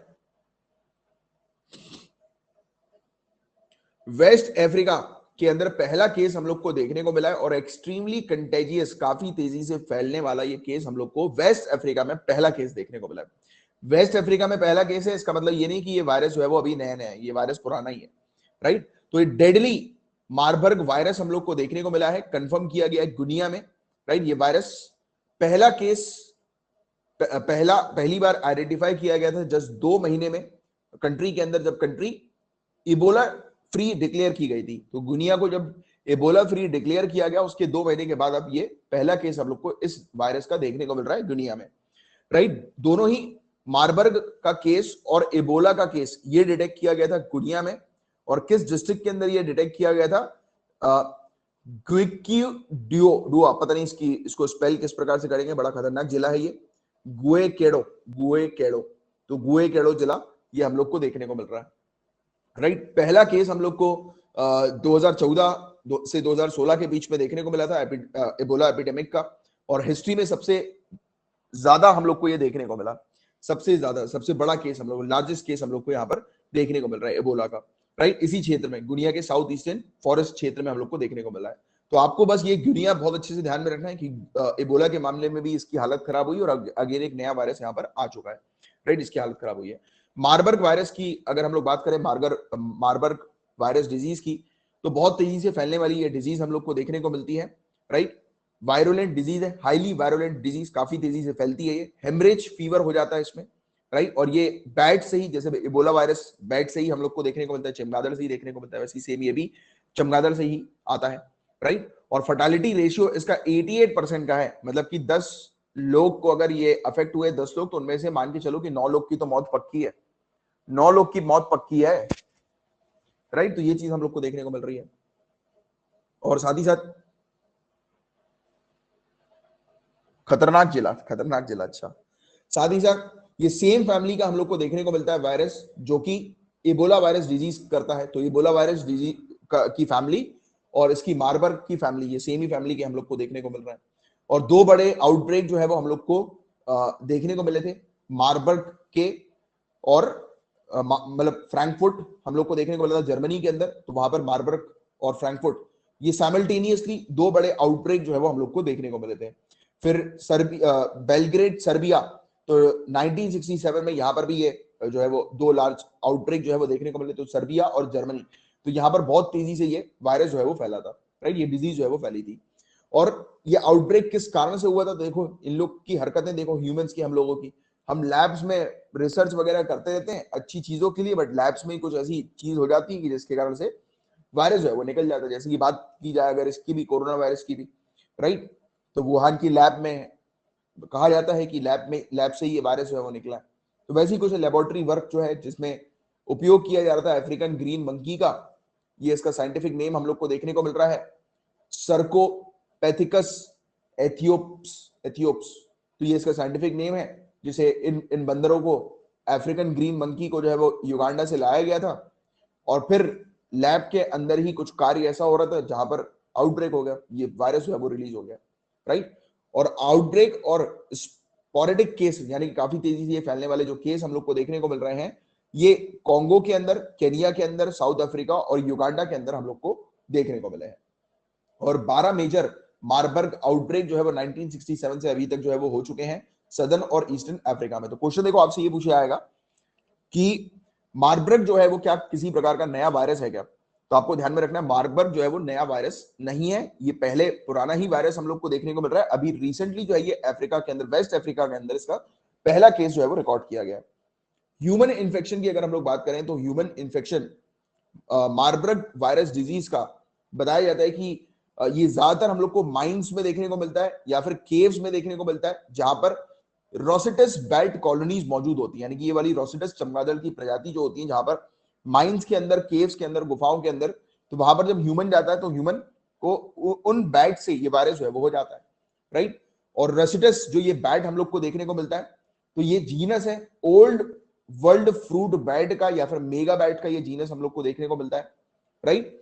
और डॉग फेस्ड फ्रूट बैट या फिर फ्लाइंग फॉक्सेस के नाम से भी इसे रोसिटस को जो है वो रेफर किया जाता है। देखो कभी कभी क्या आ जाएगा, रोसिटस आ जाएगा कि रोसिटस अभी न्यूज में था, बताइए क्या है ये। तो आपको ध्यान में रखना है, बैट की प्रजाति, चमगादड़ की प्रजाति हमें देखने को मिलती है जो कि रिस्पॉन्सिबल है वेरियस वायरसेस के लिए, राइट। ट्रांसमिशन की बात करें तो एक बार इंडिविजुअल इन्फेक्ट हो गया इस वायरस से तो फिर human to human transmission infection इसका हम लोग को देखने को मिलता है, वही डायरेक्ट कॉन्टेक्ट के थ्रू, जैसे कि कोरोना वायरस के केस में भी हम लोग को देखने को मिल रहा है, राइट। फ्लूइड्स जो होता है ना, बॉडीली फ्लूइड्स, तो उसके कारण भी स्प्रेड होता है, हवा के माध्यम से भी स्प्रेड होता है, ब्लड सीक्रेशन के माध्यम से भी स्प्रेड होता है, राइट। सरफेस या मटेरियल पर, जैसे कि क्लोथ वगैरह पर लगने से भी वायरस क्लोथ पर लग गया, बेल्ट पर लग गया तो भी स्प्रेड हो जाएगा। तो ये सब चीजें। सिम्टम्स की बात करें तो सर दुखना, headache, vomiting, blood vomiting, muscle pain होना, राइट। और वेरियस जगहों से ब्लीडिंग वगैरह हम लोग को देखने को मिलती है, ब्लीडिंग होने लगती है। सिम्टम्स जो है वो बहुत ज्यादा सीवियर अगर हो जाए तो जॉइंटिस हो जाता है, पेनक्रिया जो है वो उसमें स्वेलिंग आ जाती है, इन्फ्लेमेशन हो जाता है, सीवियर वेट लॉस हो जाता है, लिवर फेल हो जाता है, राइट। हेमरेजिंग, हेमरेज बहुत ज्यादा मात्रा में हम लोग को देखने को मिलता है, मल्टीपल ऑर्गन जो है वो डिसफंक्शन करने लगते हैं, यानी कि काम नहीं करते हैं। इसके डायग्नोस की बात करेंगे तो सिम्टम्स जो है वो उसके बिल्कुल सिमिलर है, जैसे कि मलेरिया और टाइफाइड फीवर के हम लोग को देखने को मिलता है। डायग्नोसिस इसका काफी डिफिकल्ट होता है, बट पीसीआर टेक्निक के थ्रू और एलिसा के थ्रू, एंजाइम लिंक्ड इम्यूनोसॉर्बेंट एसे और पॉलीमेरेज चेन रिएक्शन, ये दो चीजों के थ्रू अगर टेस्टिंग की जाएगी तो कंफर्म केस जो है वो बताया जा सकता है। इसके ट्रीटमेंट की बात करें तो कोई भी ट्रीटमेंट नहीं है, ना ही कोई अप्रूव्ड वैक्सीन इसकी हम लोग को देखने को मिलती है।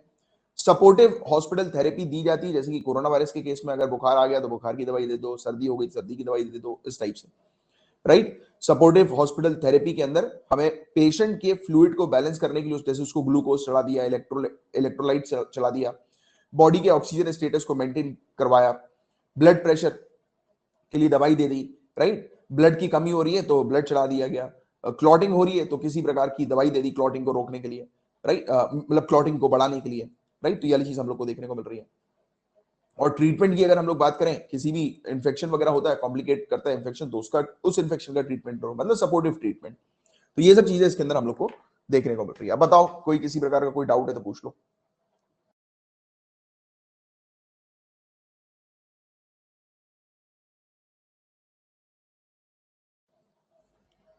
चलो क्लियर है, आगे बढ़ते हैं। अब बात करेंगे मॉनेटरी पॉलिसी रिपोर्ट के बारे में। मॉनेटरी पॉलिसी रिपोर्ट कौन जारी करता है? Reserve bank of India monetary policy report जो है वो जारी करती है, पब्लिश करती है। मॉनेटरी पॉलिसी जो कमिटी हम लोग को देखने को मिलती है, तो मॉनेटरी पॉलिसी कमिटी एक स्टैट्यूटरी और इंस्टीट्यूशनलाइज फ्रेमवर्क है। किस कानून के तहत इसे बनाया गया है? तो आरबीआई एक्ट 1934 के तहत इसे बनाया गया है। मॉनेटरी पॉलिसी कमिटी का क्या काम होता है? तो ये देखती है, इसका मेन काम ये है कि ये चेक करती है कि मतलब कि कितना, मतलब इकोनॉमी जो है वो कितनी महंगाई इकोनॉमी के अंदर देखने को मिल रही है, इन्फ्लेशन कितना ज्यादा है, राइट। तो इन्फ्लेशन के ऊपर बेसिकली फोकस करती है कि महंगाई को कम करना है, प्राइस स्टेबिलिटी लेकर आना है, और किस ऑब्जेक्टिव को माइंड में रखते हुए? ग्रोथ के ऑब्जेक्टिव को, कि महंगाई कम करें बट ग्रोथ को ध्यान में रखते हैं। अच्छा, एक बहुत बेहतरीन चीज मैं आपसे पूछना चाहूंगा कि महंगाई अच्छी होती है कि नहीं होती इकोनॉमी ग्रोथ के लिए? इकोनॉमी ग्रोथ के लिए महंगाई अच्छी होती है कि नहीं होती? इकोनॉमिक ग्रोथ के लिए अच्छी होती है, जरूरी है, बट एकदम ज्यादा भी जो है वो मतलब अच्छी नहीं होती, एकदम ज्यादा भी डिफिकल्टी में आ जाती है। अच्छा, एक क्वेश्चन मैं बहुत बेहतरीन से आपसे पूछता हूं कि जैसे कि कंज्यूमर्स, ठीक है, कंज्यूमर और इंडस्ट्रियलिस्ट या बोथ, ये तीन ही ऑप्शन है। ठीक है, अब आप मुझे बताओ कि महंगाई सबसे ज्यादा किसके लिए अच्छी मानी जाती है? महंगाई सबसे ज्यादा अच्छी किसके लिए मानी जाती है? Option A, option B, option C. Consumer, industrialist या both? Are you sure consumer के लिए महंगाई अच्छी नहीं होती? अब इंडस्ट्रियलिस्ट के लिए महंगाई कैसे अच्छी है?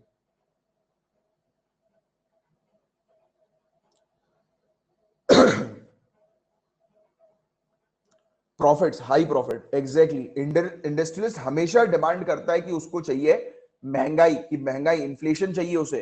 इंडस्ट्रियलिस्ट की डिमांड होती है इन्फ्लेशन की, वो डिमांड करता है बार बार कि उसे वो चाहिए, इन्फ्लेशन चाहिए, राइट? क्योंकि जहां इन्फ्लेशन आएगा वहां फायदा जो होगा वो इंडस्ट्रियलिस्ट का होगा, राइट? फायदा इंडस्ट्रियलिस्ट का होगा, क्योंकि बिल्कुल सही जवाब दिया आप सभी लोगों ने, प्रॉफिट, कि प्रॉफिट मिलेगा उसको, प्रॉफिट मिलेगा, राइट? प्रॉफिट मार्जिन उसका बढ़ जाएगा, राइट? तो ये इंडस्ट्रियलिस्ट के लिए काफी बेहतरीन चीज होती है। हालांकि कंज्यूमर हम लोग जो है वो सोचते हैं अरे यार महंगाई बढ़ रही है, महंगाई बढ़ रही है, बट इंडस्ट्रियलिस्ट खुश होता है, वो बोलता है कि महंगाई बढ़नी चाहिए। बट अगर डिमांड और सप्लाई का अगर बैलेंस नहीं हुआ, राइट, तब हमें देखने को मिल सकता है कि डिफिकल्टी आ सकती है। तब हमें देखने को मिलेगा कि इंडस्ट्रियलिस्ट भी रोड पर आ जाएगा, क्योंकि डिमांड ही नहीं होगी, जो कि आज की डेट में हम लोग को देखने को मिल रही है।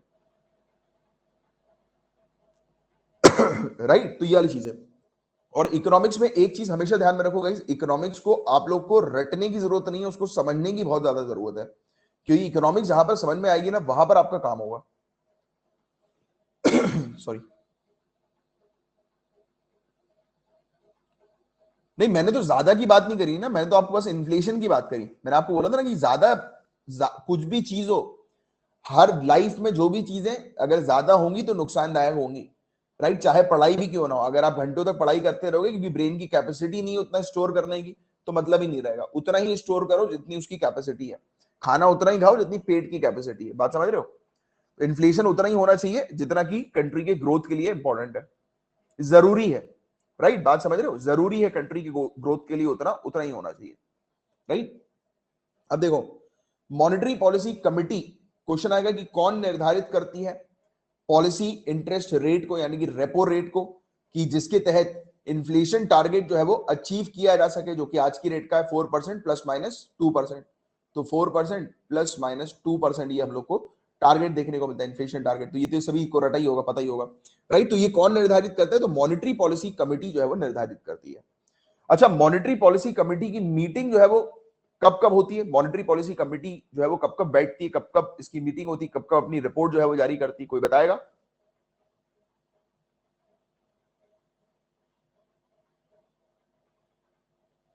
श्योर, फिर से सोच लो।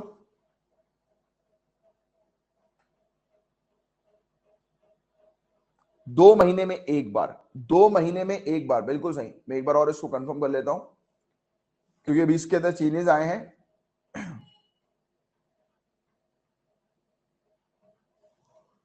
Monetary policy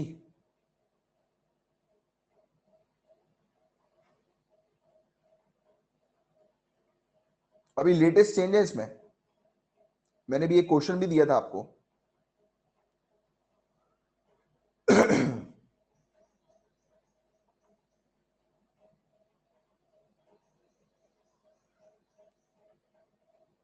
at least 4 times in a year, और हर 2 महीने में एक बार जो है ये देती है। अभी लेटेस्ट जो इसका आया है कि हर हर 2 महीने में एक बार ये प्रोवाइड कराएगी। सबर रखो अमन जी, सबर रखो, अपन बात करेंगे अभी इन सब चीजों के बारे में बात करेंगे अभी आगे चल के थोड़ी देर में, ठीक है? तो 2 मंथ में एक बार आपको ध्यान में रखना है, 2 मंथ में एक बार। अब ये चीज हो गई है कि 2 मंथ्स में एक बार, ठीक है? तो ये चीज आप ध्यान में रखो। और गवर्नर जो होते हैं आरबीआई के, ये चेयरमैन हम लोग को, एक्स ऑफिशियो चेयरमैन हम लोग को देखने को मिलते हैं एमपीसी के, मॉनेटरी पॉलिसी कमेटी के। तो ये कुछ पॉइंट्स है बहुत बेसिक से, जो कि प्रीलिम्स में पूछ लिए जाते हैं, वो आपको ध्यान में रखना है।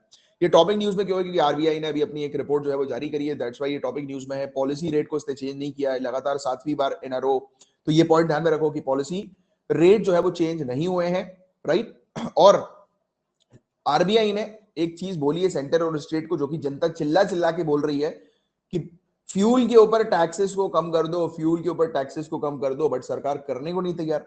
सरकार क्यों नहीं करने को तैयार है? तो उसकी एक अलग वजह है। क्या उसकी एक अलग वजह बताओगे जरा आप मुझे, कि फ्यूल के ऊपर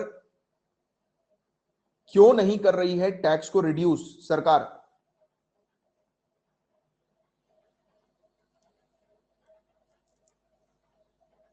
revenue, Covid compensation, recovery, exactly बिल्कुल सही चीज आप लोगों ने कही है कि रेवेन्यू, सरकार को अभी अपनी रेवेन्यू को इंक्रीज करके रखना है क्योंकि इकोनॉमी की हालत खराब है, उसने लोन लेकर रखा है। तो ये एक वजह है मेन कि वो टैक्सेस को कम नहीं कर रही है, टैक्सेस को कम नहीं कर रही है। एक और क्वेश्चन आ सकता है इस बार कि जीएसटी के अंदर ये आता है कि नहीं आता, ये स्लैब जीएसटी के अंदर नहीं आता। वेरी गुड, ये चीज आप थोड़ी सी ध्यान में रखो, जीएसटी से रिलेटेड ये सब चीजें, फ्यूल वगैरह से रिलेटेड, स्लैब्स वगैरह से रिलेटेड चीजें ध्यान में रखो, राइट। स्पेशली जीएसटी की कंपनसेशन पॉलिसी भी ध्यान में रखो क्योंकि अभी बहुत बुरी हालत हो रही है मतलब कंपनसेशन के तौर पर जो उसने बना के रखा था कि कंपनसेशन प्रोवाइड किया जाएगा।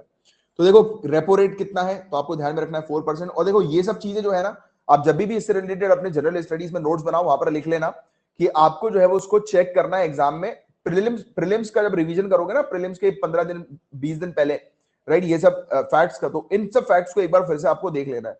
क्या पता प्रीलिम्स से पहले कुछ चेंजेस आ गए, राइट। तो वैसे तो देखो यूपीएससी कभी नहीं पूछेगी आपसे इस प्रकार के क्वेश्चन, क्योंकि जो चीज चेंज होती है यूपीएससी इस प्रकार की चीजें नहीं पूछती है। बट भरोसा नहीं, अगर बाई चांस पूछ ले, क्योंकि लगातार 7वीं बार ये चेंज नहीं हुई है, तो पूछ ले, राइट। तो उसका और उस समय तक अगर चेंज ना हुई और उसका क्वेश्चन अगर आ जाए उस तरीके का, राइट, तो भी आपको उस चीज को ध्यान में रखना है। Repo rate 4%, reverse repo rate 3.35%, marginal standing facility 4.25% और बैंक रेट 4.25% हम लोग को देखने को मिल रहा है, राइट। तो ये इस प्रकार के रेट्स हम लोग को नजर आ रहे हैं, तो ये चीज आप थोड़ी सी ध्यान में रखिएगा। जीडीपी का projection reserve bank of India के द्वारा क्या चीज की गई, स्पेशली मॉनेटरी पॉलिसी कमेटी ने क्या बोला है कि 9.5% जो है वो जीडीपी ग्रोथ हम लोग को देखने को मिलेगी, 9.5%। आरबीआई ने रिवाइज किया है कंज्यूमर प्राइस इंडेक्स को, इसके इन्फ्लेशन को 5.7%, मतलब 5.1% से 5.7% जो है वो एक रेट जो है वो रिवाइज हुआ है कंज्यूमर प्राइस इंडेक्स इन्फ्लेशन का, राइट। एक होता है ना कंज्यूमर प्राइस इंडेक्स, हम लोग को देखने को मिलता है कंज्यूमर प्राइस इंडेक्स के फैक्टर प्राइस का एक हम लोग को देखने को मिलता है। याद आ रहा है आपको कि आपने ये वाली चीज इकोनॉमिक्स के अंदर पढ़ी होगी, consumer price index at factor price, right, और consumer price index at market price, तो ये वाली चीज आपने देखी होगी। तो ये उसी से रिलेटेड है ये पूरे टर्म्स वगैरह, और जहां आपके बेसिक्स और जहां आपके टर्म्स इकोनॉमिक्स से रिलेटेड क्लियर है, वहां पर सब कुछ हो जाएगा। जीएसटी में शामिल करेंगे तो प्राइस कम होगा बट गवर्नमेंट करेगी नहीं। नहीं, जरूरी नहीं है कि जीएसटी में शामिल करने से प्राइस कम हो, जरूरी नहीं है। सरकार खुद अपने पर्सनली अपने टैक्सेस जो है वो रिड्यूस कर दे तो भी कम हो जाएगा, उस पर कोई बड़ी बात थोड़ी ना। यही क्वेश्चन ये भी बन सकता है कि क्या जीएसटी में शामिल करने से फ्यूल के प्राइस कम होंगे? पॉसिबिलिटी है होंगे, बट उसको नहीं भी, मतलब क्योंकि जीएसटी में शामिल करना है तो कॉन्स्टिट्यूशन को अमेंड करना पड़ेगा, राइट, बात समझ रहे हो। बट उसके अमेंडमेंट के बिना भी ये चीज पॉसिबल हो सकती है अगर केंद्र सरकार राज्य सरकार दोनों ही कर लें तो। और सभी स्टेट्स के लिए एक ही टैक्स लगेगा, बिल्कुल सही बात बोली आपने, क्योंकि जीएसटी में हम लोग को यही देखने को मिलता है कि टैक्स एक ही लगेगा, वो पॉसिबल नहीं है। सब स्टेट्स के अलग अलग अपने टैक्स जो है वो बना के रखते हैं, राइट। तो यही तो उनकी रेवेन्यू वाली चीज हम लोग को देखने को मिलती है। फ्यूल और लेकर इन दोनों को जीएसटी के बाहर करके रखा हुआ है, पता नहीं वाली बात आप लोगों को। अब देखो वेरिएबल रेट रिवर्स रेपोस ये क्या होते हैं इसको समझो। In order to absorb additional liquidity in the system, additional liquidity का मतलब ये सिस्टम है, ये कंट्री है, ठीक है, ये कंट्री है, इसके अंदर क्या लेकर आना है, लिक्विडिटी यानी कि पैसा, इसके अंदर पैसा जो है वो लेकर आना है। जैसे कि पैसा का इसके अंदर इकोनॉमी के अंदर रहेगा तो अपने आप लोगों के हाथ में पैसा रहेगा तो क्या होगा कि लोग जो है वो डिमांड करेंगे प्रोडक्ट्स की, और जब लोग डिमांड करेंगे तो इंडस्ट्री जो है वो प्रोडक्ट बनाना शुरू कर देगी, इंडस्ट्री चलेगी, और इंडस्ट्री चलेगी तो लोगों को एम्प्लॉयमेंट मिलेगी। तो ये पूरी चीज इंटर रिलेटेड है। तो in order to absorb additional liquidity in the system में और पैसा और लिक्विडिटी लाने के लिए रिजर्व बैंक ऑफ इंडिया ने अनाउंस किया है कि वो वेरिएबल रेट रिवर्स रेपो, ये बहुत इंपॉर्टेंट चीज है जो कि एग्जाम में पूछी जा सकती है, वेरिएबल रेट रिवर्स रेपो को ये कंडक्ट करेगी, VRRR को ये कंडक्ट करेगी, राइट। तो ये चीज यहां पर बताई जा रही है। In due to the higher yield prospects as compare to fixed rate overnight reverse repo. तो आपको पता है कि रिवर्स रेपो में हम लोग को फिक्स्ड रेट देखने को मिलता है, तो उसमें कुछ अब रेट्स में फ्लेक्सिबिलिटी ये लेकर आएगी, जैसे कि बैंक्स को राहत मिले कि बैंक्स के पास जो है वो और पैसा है, जैसे कि बैंक जो है वो उन पैसों का इस्तेमाल लेंडिंग एक्टिविटी में लोन देने के लिए जो है वो कर सके। और अभी देखिए आज की डेट में लोन्स बहुत ज्यादा बढ़ गए हैं। क्यों बढ़े? क्योंकि इंटरेस्ट रेट जो है वो कम हो गए।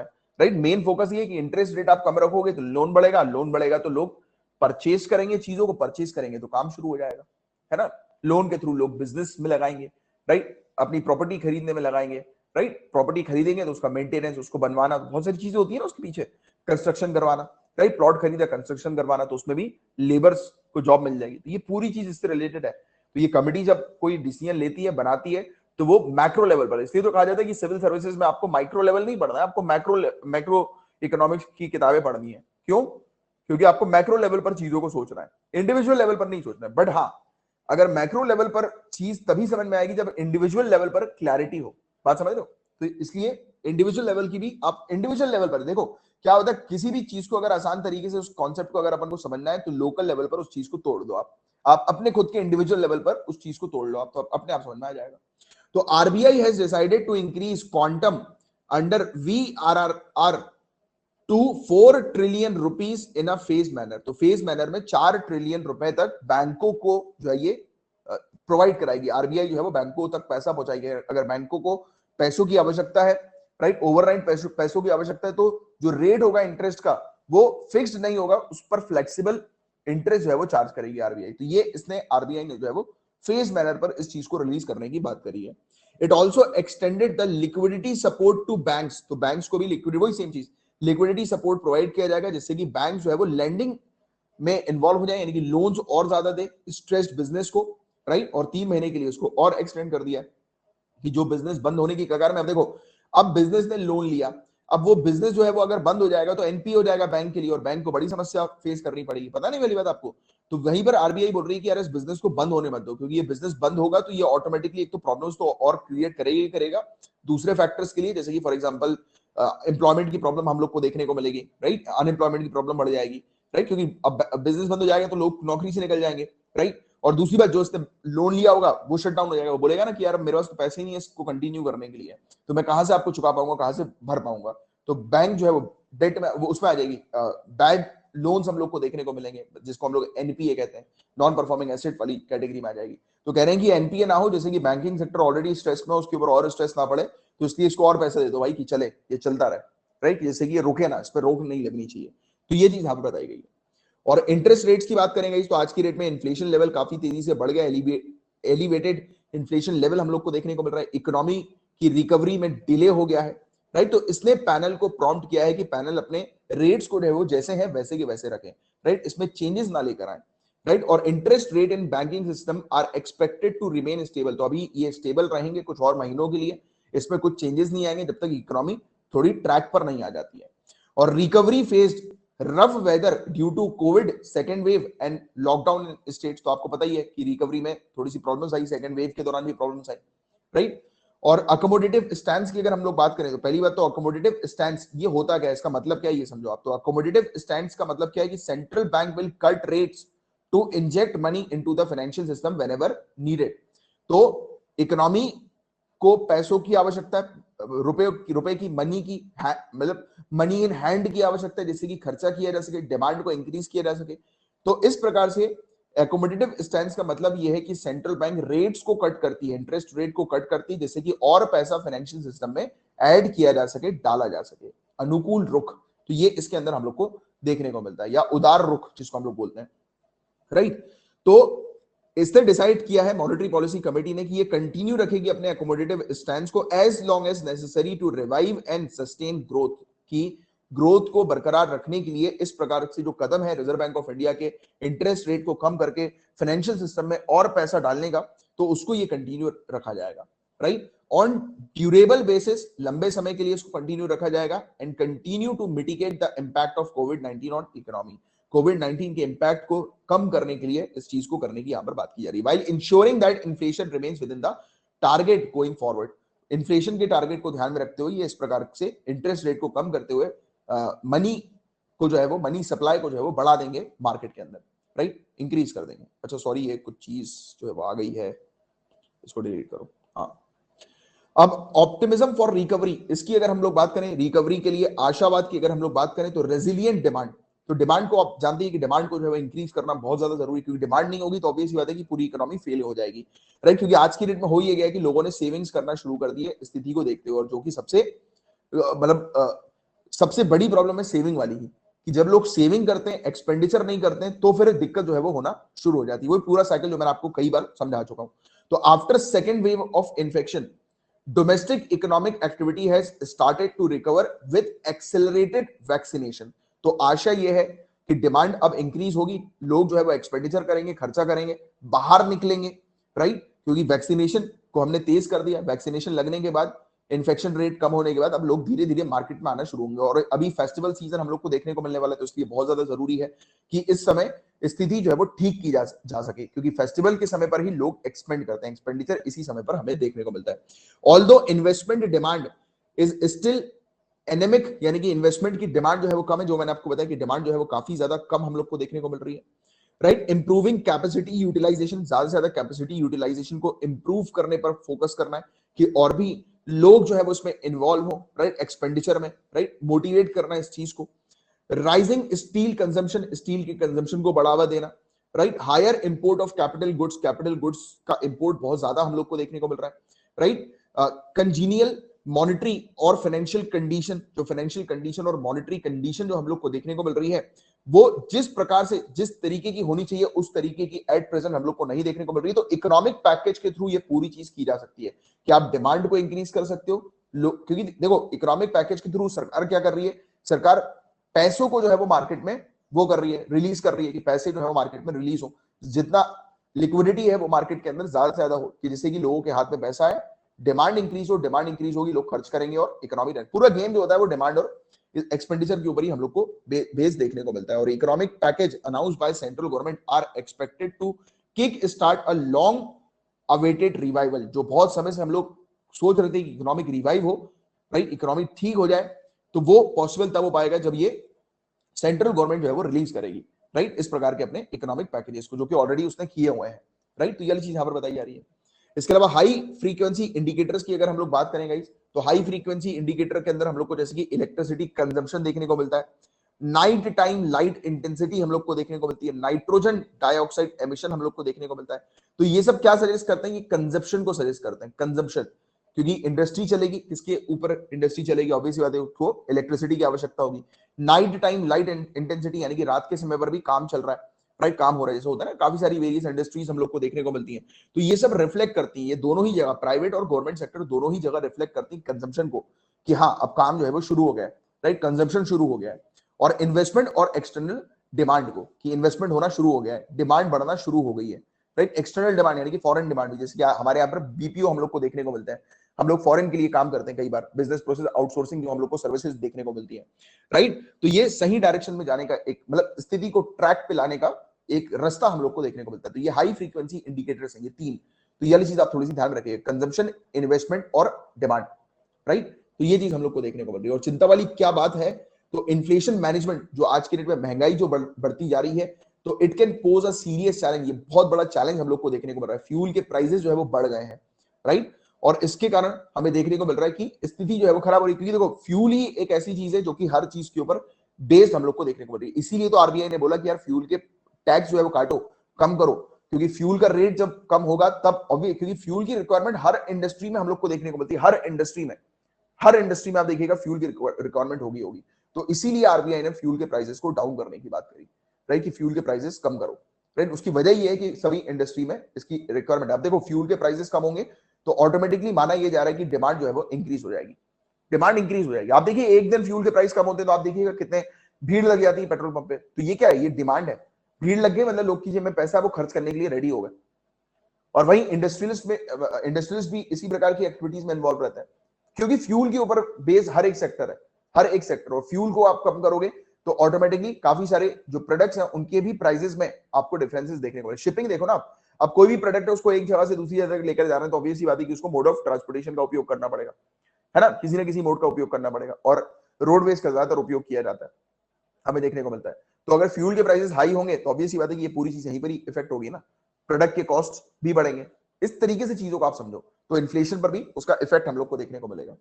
टैक्सेस को रिड्यूस करने का सजेशन यहां पर दिया गया रिजर्व बैंक ऑफ इंडिया से, कि with crude oil price at elevated level, इतने ज्यादा बढ़े हुए हैं क्रूड ऑयल के प्राइसेस जो हम लोग को देखने को मिल रहे हैं।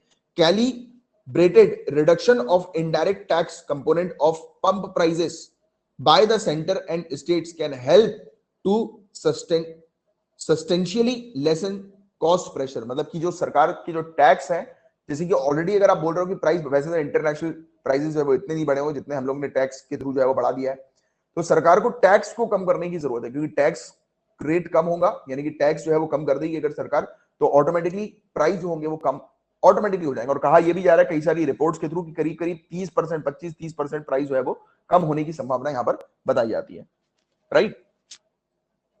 और इकोनॉमिक स्टिमुलस पर सजेशन दिया गया, जिसके बारे में ऑलरेडी मैंने आप लोग को बता ही दिया कि जिससे कि कंजम्पशन को जो है वो इंक्रीज करना है, बढ़ाना है। पॉलिसी का उपयोग आप इस प्रकार से करो, राइट, कि जिससे कि मार्केट के अंदर और पैसा जो है वो रिलीज किया जा सके, और सही मायने में ऐसा भी रिलीज नहीं करना है कि वो फिर बेड डेट में चला जाए, राइट, बात समझ रहे हो। अब रेपो और रिवर्स रेपो रेट की अगर हम लोग बात करें तो आप सुनिएगा, इस रेपो रिवर्स रेपो रेट जो है वो क्या होता है। तो repo rate is the rate at which central bank of a country, reserve bank of India, हमारे इंडिया के केस में, it lends money to commercial bank in the event of any shortfall of funds. तो जैसे ही रातों रात अगर bank को, जैसे कि फॉर एग्जांपल कि कोई एक बैंक है, अब उस बैंक के अंदर किसी ने पैसे जो है वो अपने सेविंग अकाउंट में डाले हुए, लेट से 1 करोड़ रुपए, राइट, अब वो अचानक रातों रात आ गया पैसे निकालने, अब बैंक को चाहिए, उसको तो उसे अपने कंज्यूमर को, क्लाइंट को जो है वो पैसे तो दे रही है, बैंक के पास वो फंड नहीं है, तो बैंक क्या करेगी, रिजर्व बैंक ऑफ इंडिया से बोलेगी लाओ दो फंड। अब फंड जब आरबीआई देगी तो आरबीआई तो इंटरेस्ट चार्ज करेगी ना उस बैंक से, तो वही वाली चीज हम लोग को ये रेपो रेट के अंदर देखने को मिलती है। रेट एट विच, वो रेट जिस रेट पर इंटरेस्ट जो है वो चार्ज किए जाते हैं, राइट, कि सेंट्रल बैंक जो है वो लैंड करती है, पैसा जो है वो देती है कमर्शियल बैंक को, जब भी बैंक के पास पैसों की कमी अचानक से आ जाती है। Here central bank purchases the security, इस केस में सेंट्रल बैंक बोलती है कि लाओ सिक्योरिटी रखवा दो, गिरवी रखवाई जाती है ना कुछ चीजें, हम लोग को देखने को मिलता है, तो इस प्रकार से चीजें गिरवी रखवा दी जाती है इसके पास, सेंट्रल बैंक के पास। और reverse repo rate, reverse repo rate का मतलब कि rate at which RBI borrows money from commercial bank with in the country. अब आप बोलोगे सर आरबीआई तो खुद पैसे छापती है, उसको क्या जरूरत पड़ गई बैंक से पैसा लेने की, तो आपको बता देगा इस कि आरबीआई बैंक से पैसा इसीलिए लेती है, इसीलिए उठाती है, जब उसे मार्केट से, हमें देखने को मिलता है कि मार्केट के अंदर से कई केसेस हम लोग देखते हैं कि मार्केट से उसे पैसा जो है वो खींचना होता है, बैंक के पास पैसा कम रखवाना होता है, बैंक के पास पैसा रखा रहेगा ज्यादा, तो बैंक क्या करेगी, लोन्स दे देगी, लोन जो है वो प्रोवाइड करा देगी। तो इसके लिए, यानी कि इस चीज के मैनेजमेंट के लिए आरबीआई इस प्रकार की एक्टिविटी में इन्वॉल्व रहती है, राइट, ये वाली चीज हम लोग को देखने को मिलती है कि आरबीआई जब रिवर्स रेपो रेट, मतलब कि आरबीआई जब बोरो करती है कमर्शियल बैंक से पैसा कंट्री के अंदर, राइट, तो ये चीज हम लोग को देखने को मिलती है। बैंक रेट का मतलब rate charge by RBI for lending funds to commercial bank, तो ये वही रेट है कि जो रेट चार्ज किया जाता है आरबीआई के द्वारा, राइट, जब आरबीआई वो फंड वगैरह जो है वो लेंड करती है, मतलब उसको उधार देती है कमर्शियल बैंक को, तो जो रेट चार्ज किया जाता है that is called bank rate. Marginal standing facility क्या होती है, तो ये एक विंडो होता है किसके लिए, शेड्यूल बैंक्स के लिए, कि वो बोरो कर सकते हैं ओवरनाइट आरबीआई से, right, in an emergency situation, जब भी कोई इमरजेंसी सिचुएशन आती है, राइट, जैसे कि आईसीआईसीआई के केस में हम लोग को देखने को मिला था कुछ साल पहले, एकदम से खबर उड़ गई थी कि बैंक का दिवालिया निकलने वाला है, सभी लोगों ने जो है वो एकदम से बहुत पैसा जो है वो अचानक से निकालना शुरू कर दिया। तो जैसे ही तुरंत अचानक से पैसों की रिक्वायरमेंट हो जाती है, तो मार्जिनल स्टैंडिंग फैसिलिटी के तहत एक विंडो जो है वो आरबीआई प्रोवाइड कराती है कि इमरजेंसी सिचुएशन में तुरंत जो है पैसा जो है वो प्रोवाइड किया जा सके बैंक को। और under inter bank lending, banks lend fund to one another for specified term, तो इंटर बैंक में यानी कि एक बैंक दूसरे बैंक को जो है वो फंड जो है वो प्रोवाइड कराता है, तो इस प्रकार की चीज हम लोग को देखने को मिलती है। और इन्फ्लेशन का मतलब तो आप पता ही है कि महंगाई जो हम लोग को देखने को मिलती है, तो this is called inflation, right. तो ये चीजें हैं जिसके बारे में आपको जानकारी होनी चाहिए। कंज्यूमर प्राइस इंडेक्स का भी आई थिंक कि आपको पता ही होगा, कंज्यूमर प्राइस इंडेक्स में, कि कंज्यूमर प्राइस इंडेक्स यानी कि जो भी कंज्यूमर्स, जैसे हम लोग देखते हैं ना कि प्राइस किसके पास चेंज होते हैं, कंज्यूमर लेवल पर, जो एमआरपी वाले जो प्राइस हम लोग को देखने को मिलते हैं, जब उसमें चेंजेस आते हैं तो वो कंज्यूमर प्राइस इंडेक्स की कैटेगरी में आता है। एक होता है होलसेल प्राइस इंडेक्स, दूसरा होता है consumer price index. It measures price change from perspective of retail buyer, retail buyer के पर्सपेक्टिव से जब प्राइस में चेंजेस आते हैं तो उसको कंज्यूमर प्राइस इंडेक्स जो है वो कहा जाता है। इसे नेशनल स्टैटिस्टिकल ऑफिस के द्वारा रिलीज किया जाता है। कंज्यूमर प्राइस इंडेक्स जो है वो कैलकुलेट करती है कि जो प्राइस होती है कमोडिटीज की, सर्विसेज की, जैसे कि फूड हो गया, मेडिकल केयर हो गए, एजुकेशन हो गए, इलेक्ट्रॉनिक्स हो गए, राइट, जो इंडियन कंज्यूमर बाय करते हैं, तो उसमें जब चेंज आते हैं तो this is called consumer price index, right. तो ये वाली चीज है जिसके बारे में आपको एक आइडिया होना चाहिए, जानकारी होनी चाहिए। तो अब पूछो अगर किसी को कुछ पूछना है तो। इकोनॉमिक्स को हवा लेने की किसी को कोई जरूरत नहीं, इकोनॉमिक्स कोई बड़ा हवा नहीं है, सिर्फ आपको उसके बेसिक्स बस पता होने चाहिए। और आज की डेट में तो मेन खेल यही है, डिमांड और एक्सपेंडिचर का पूरा खेल। आज की डेट में जितनी भी आप चीजें देखेंगे, जो भी पॉलिसीज आएगी, वो डिमांड को इंक्रीज करने की आएगी, एक्सपेंडिचर को बढ़ाने की आएगी।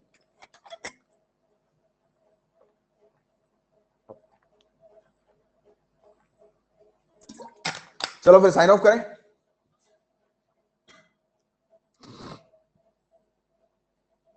चलो गाइस, फिर मिलते हैं कल के लेक्चर में। तब तक के लिए bye bye, take care, have a great day ahead. जय हिंद।